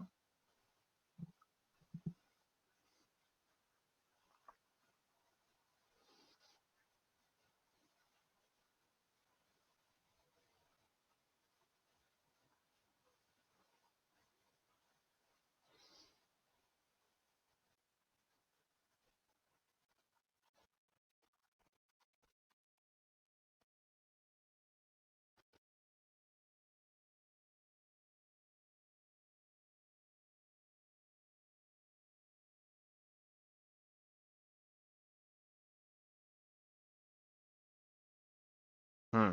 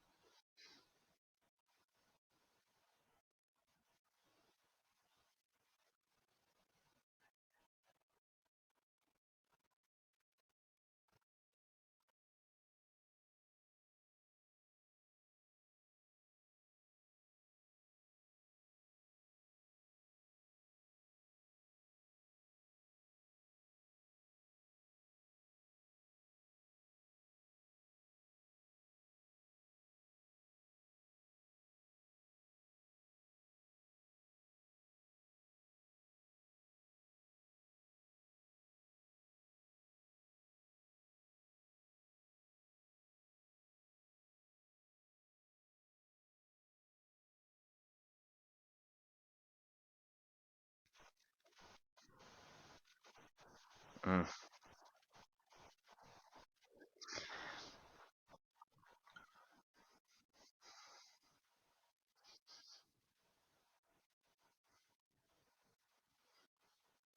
mm.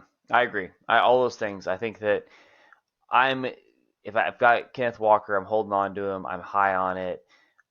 And then receivers, if you got Lockett or Metcalf, I think you just need another day. I think you need another week to kind of figure out what Geno Smith's going to do. I think you mentioned the Geno Smith that we're going to hopefully see this season is somewhere between last season, the high point, and then what we've seen of him in years past. So I think it's an anomaly. I think this, with only 16 receptions, that's not a lot. That's not enough data to figure out what he likes, and he spread the ball around pretty well.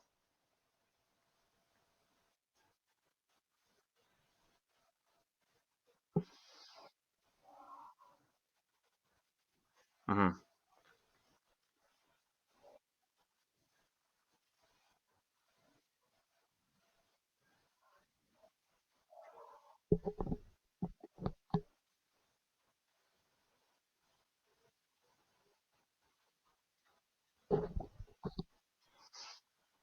Mm-hmm.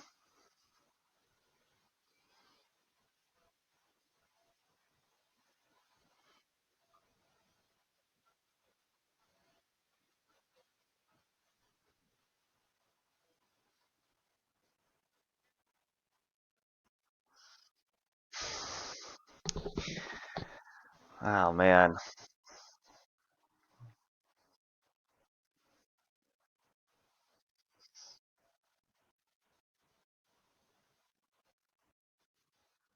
yeah, sure. So what I saw was if you so first off, there was no defense by either team. There were maybe a total of 3 punts. I think if you are streaming like flexes, streaming quarterbacks, tight ends, and you are playing these teams, I would get those players in your lineups ASAP. Both defenses were not playing well. I don't know if it was the schemes that the offense had set up. It was, Tua was, I mean, he threw the ball and he had huge averages because Tyreek really made things absolutely insane. But he was good, but he wasn't crazy overly efficient.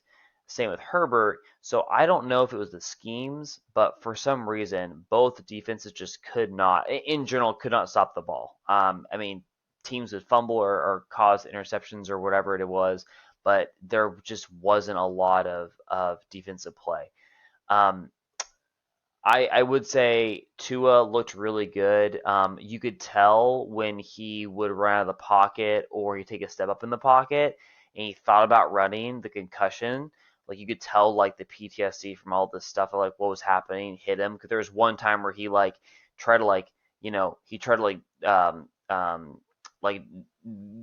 sorry, I'm losing my words right now. He tried to like pump fake. Thank you, goodness. He tried to pump fake and pulled the ball down and did like this weird like side to side step and then kind of just like fell down on the ground. It was kind of weird and awkward, and he did some stuff like that. Tua and Tyreek, I would say, have a really good connection. I think I mean, Tyreek had the best day of any fantasy receiver in the league, so that's obviously apparent by his skill as well. But um, what I was surprised though was Jalen Waddle. Instead of last year, it was Tyreek and him were this 1A 1B combo. Waddle was a backseat. He didn't give as many targets either, and you can see that on the box. And Waddle had 5, right? And last year they were very close with yards, with total catches, with touchdowns. I mean, a lot of metrics are all very similar. So that's something that I want to watch is just seeing what happens to Waddle because he got drafted based upon that 1A 1B relationship, and while he still had 10 fantasy points, great. It wasn't the 45 or whatever crazy number that Tyreek had. That was the thing that I noticed. You're go ahead, go ahead.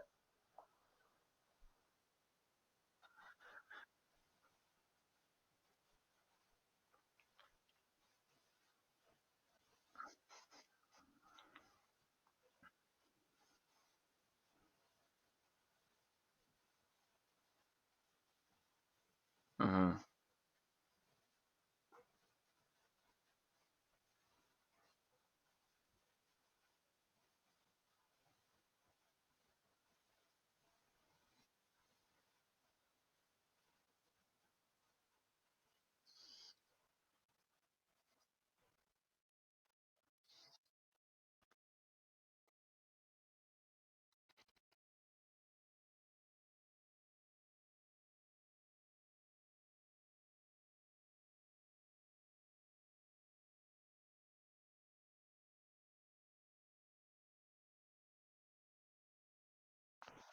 Mm-hmm.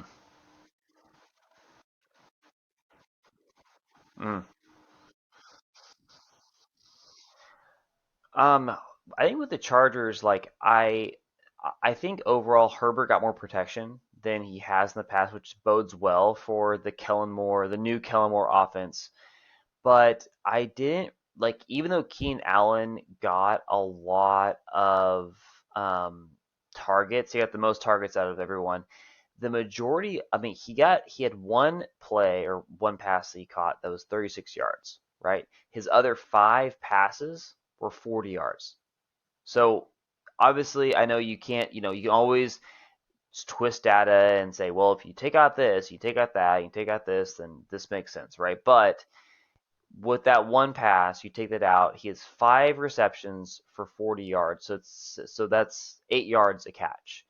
And to me, that was lower than what he typically has done in the past. So to me, um, I didn't really see a big shift in the offense. I was expecting more downfield stuff. I was expecting Mike Williams to get more involved, some more deep shots with this new Kellen Moore led offense that was all the rage and was going to be amazing.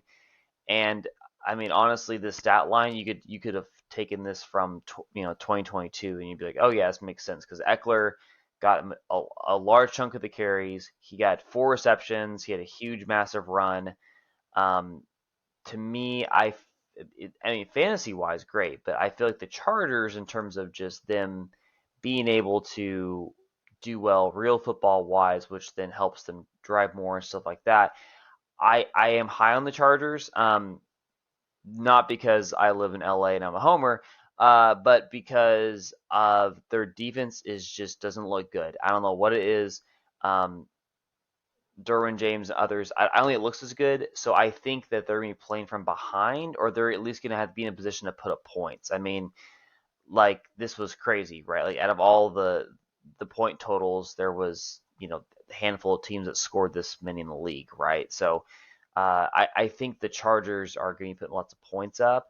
They're going to have to put up points to survive, and not just because they want to blow somebody out. So I am high on the Chargers players. I want to figure out how the receiving kind of shakes out, but I think the Mike Williams, Keenan Allen, Austin Eckler combo with Herbert are who you're looking for in fantasy.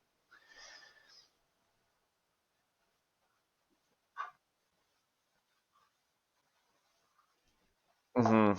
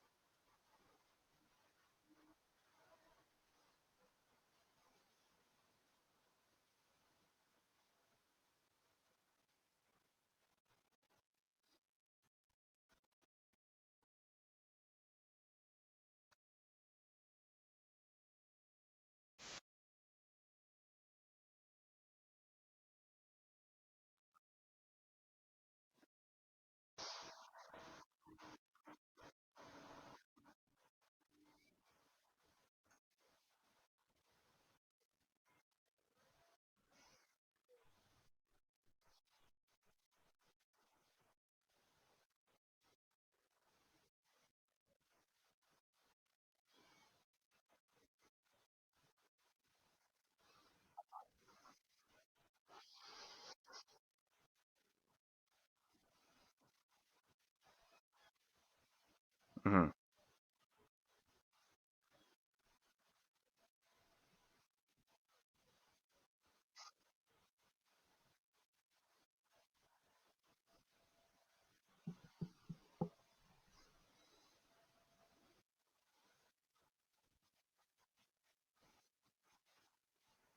Mm.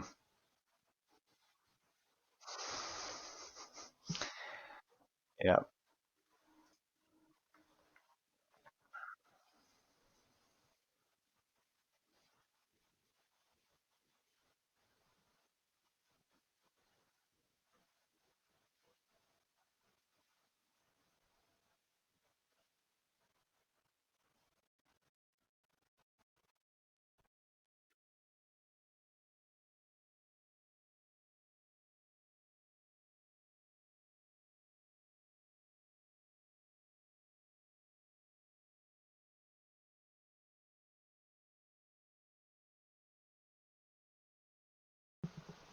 Yeah.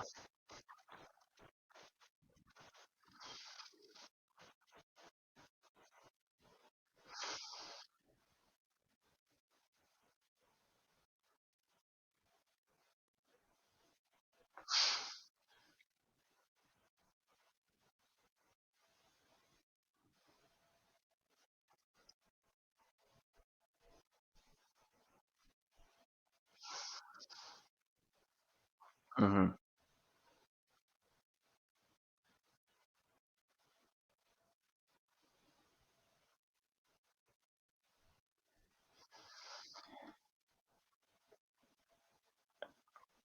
Hmm. Yeah, and we talked about this on a few other of these rookie or first year starters that a lot of them are having low volume outings, right? And it's going to take several weeks to get that figured out because when you have a sample size like Tua or another quarterback, 36 receptions. Okay, great. You look and you can figure out and find peaks, right, of like certain players that are getting more and certain that are getting less. But when you have 15 receptions total on your team, but they're very efficient, it's very hard to analyze that data. So I think I agree with you. Christian Watson comes back, be able to analyze the full spectrum of the Packers players. But right now, I mean, you had what, one, two, three, four, five, six players that had two receptions, and the highest that had four, right? So everyone's grouped into this lump, and the touchdowns are just like throwing a dart at a dartboard. Like it was just whoever happened to be on the first read on the play at whatever the yardage was. So I agree with you. I don't think you can read much into the receiver room right now. The big thing is going to be Aaron Jones and his health. I think he had to go to the locker room for a bit in this game. Hamstring, which has kind of been troubling him, and back when the Aaron Rodgers led Packers were at the height of their prowess. Aaron Jones definitely did split a lot of time with a backup, AJ Dillon or others that would come and alleviate some of that load. So for people who are like, oh, great, Aaron Jones is, carrying the ball, 15 times or whatever it is, or he only carried it 9 times today, but, it's typically a pretty split backfield. But it could increase some because of the efficiency that Jones is running at compared to Dillon. But again, it's about load management with the Packers. I don't really see them doing that. They'll find other avenues to get more efficient plays going.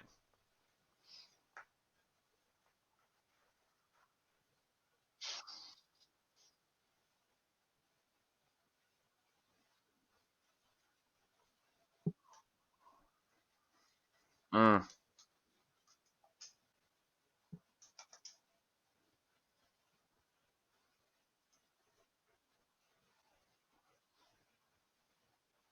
yeah, and 5 targets. Yeah. Mm.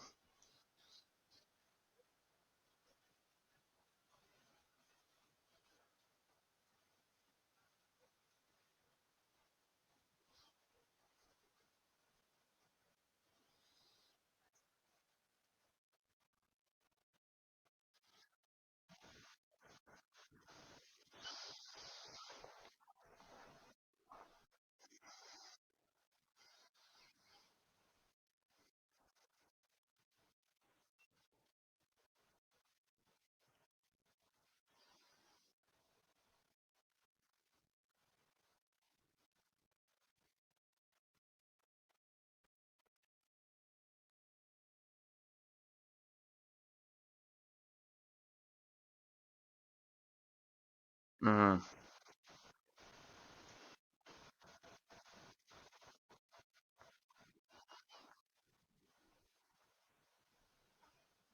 Yeah, I agree. I think that them scoring 38 points is a testament to how well Jordan Love's going to do.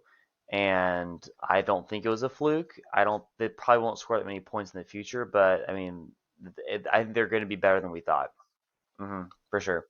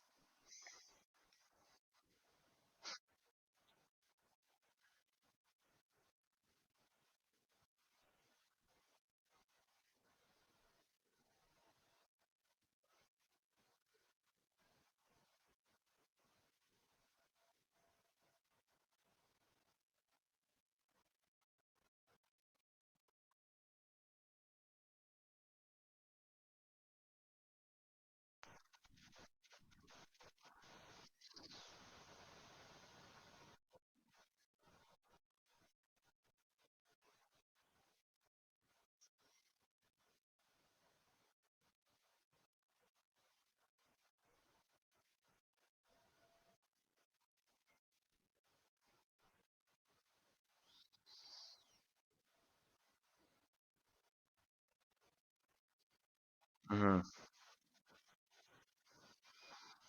hmm I agree with you. I think that you could be excited about Roshan Johnson getting involved a little bit, but it's also to you are the second running back option on a running back or a running team with a quarterback that does a lot of RPO.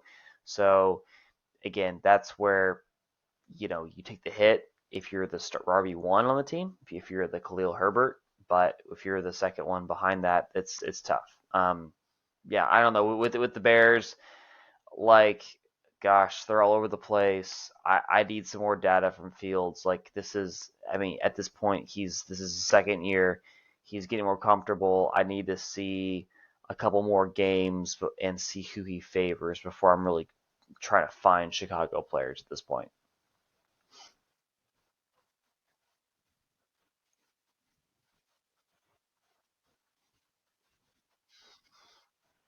Mm-hmm.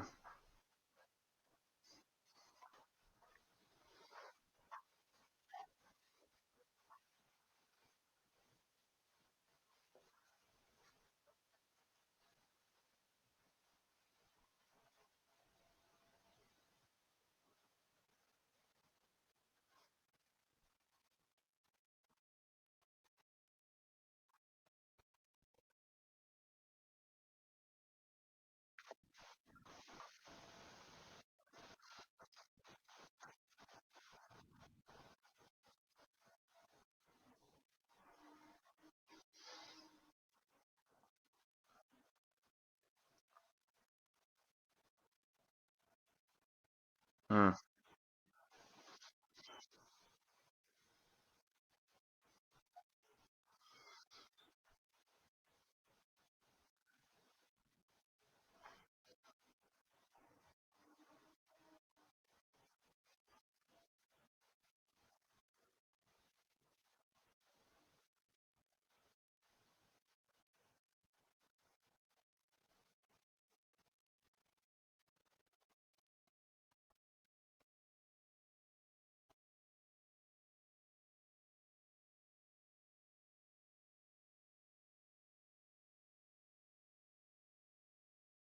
mm, mm.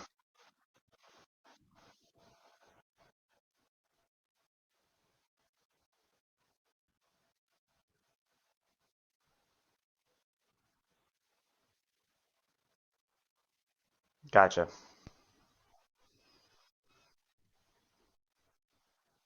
Mm-hmm.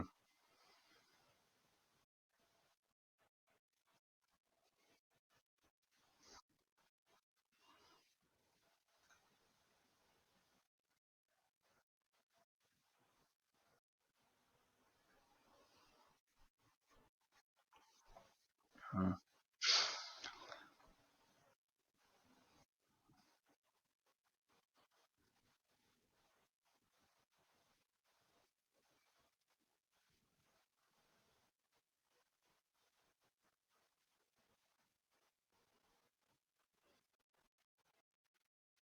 Mm.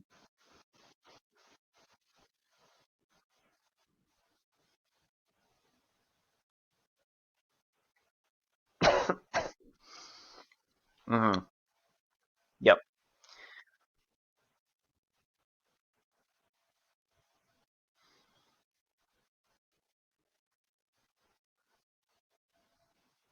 Hmm.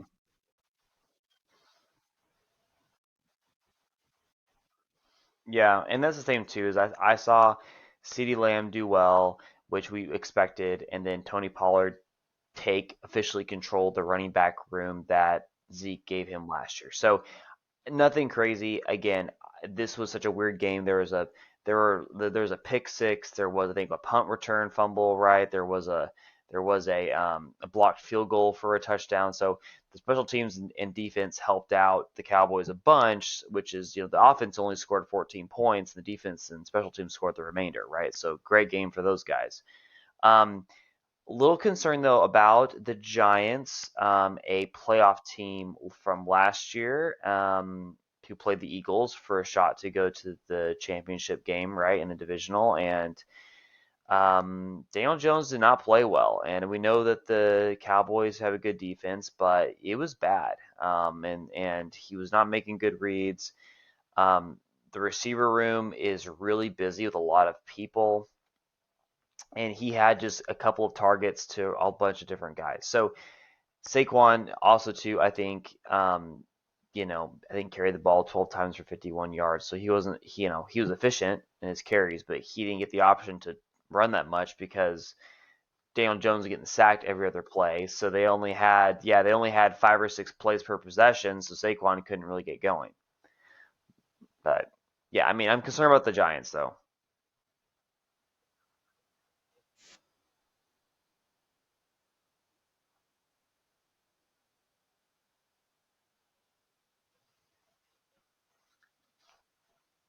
Hmm.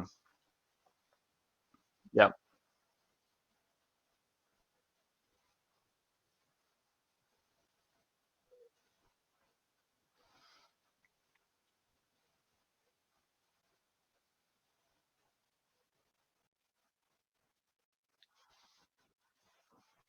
exactly.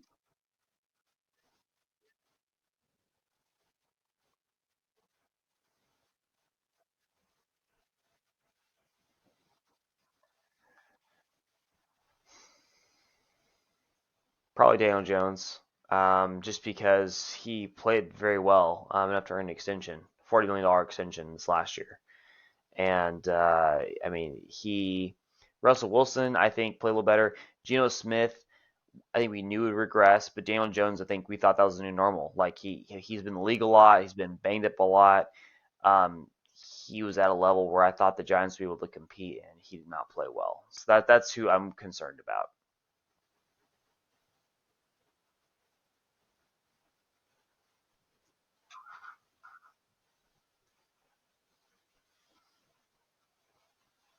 Hmm.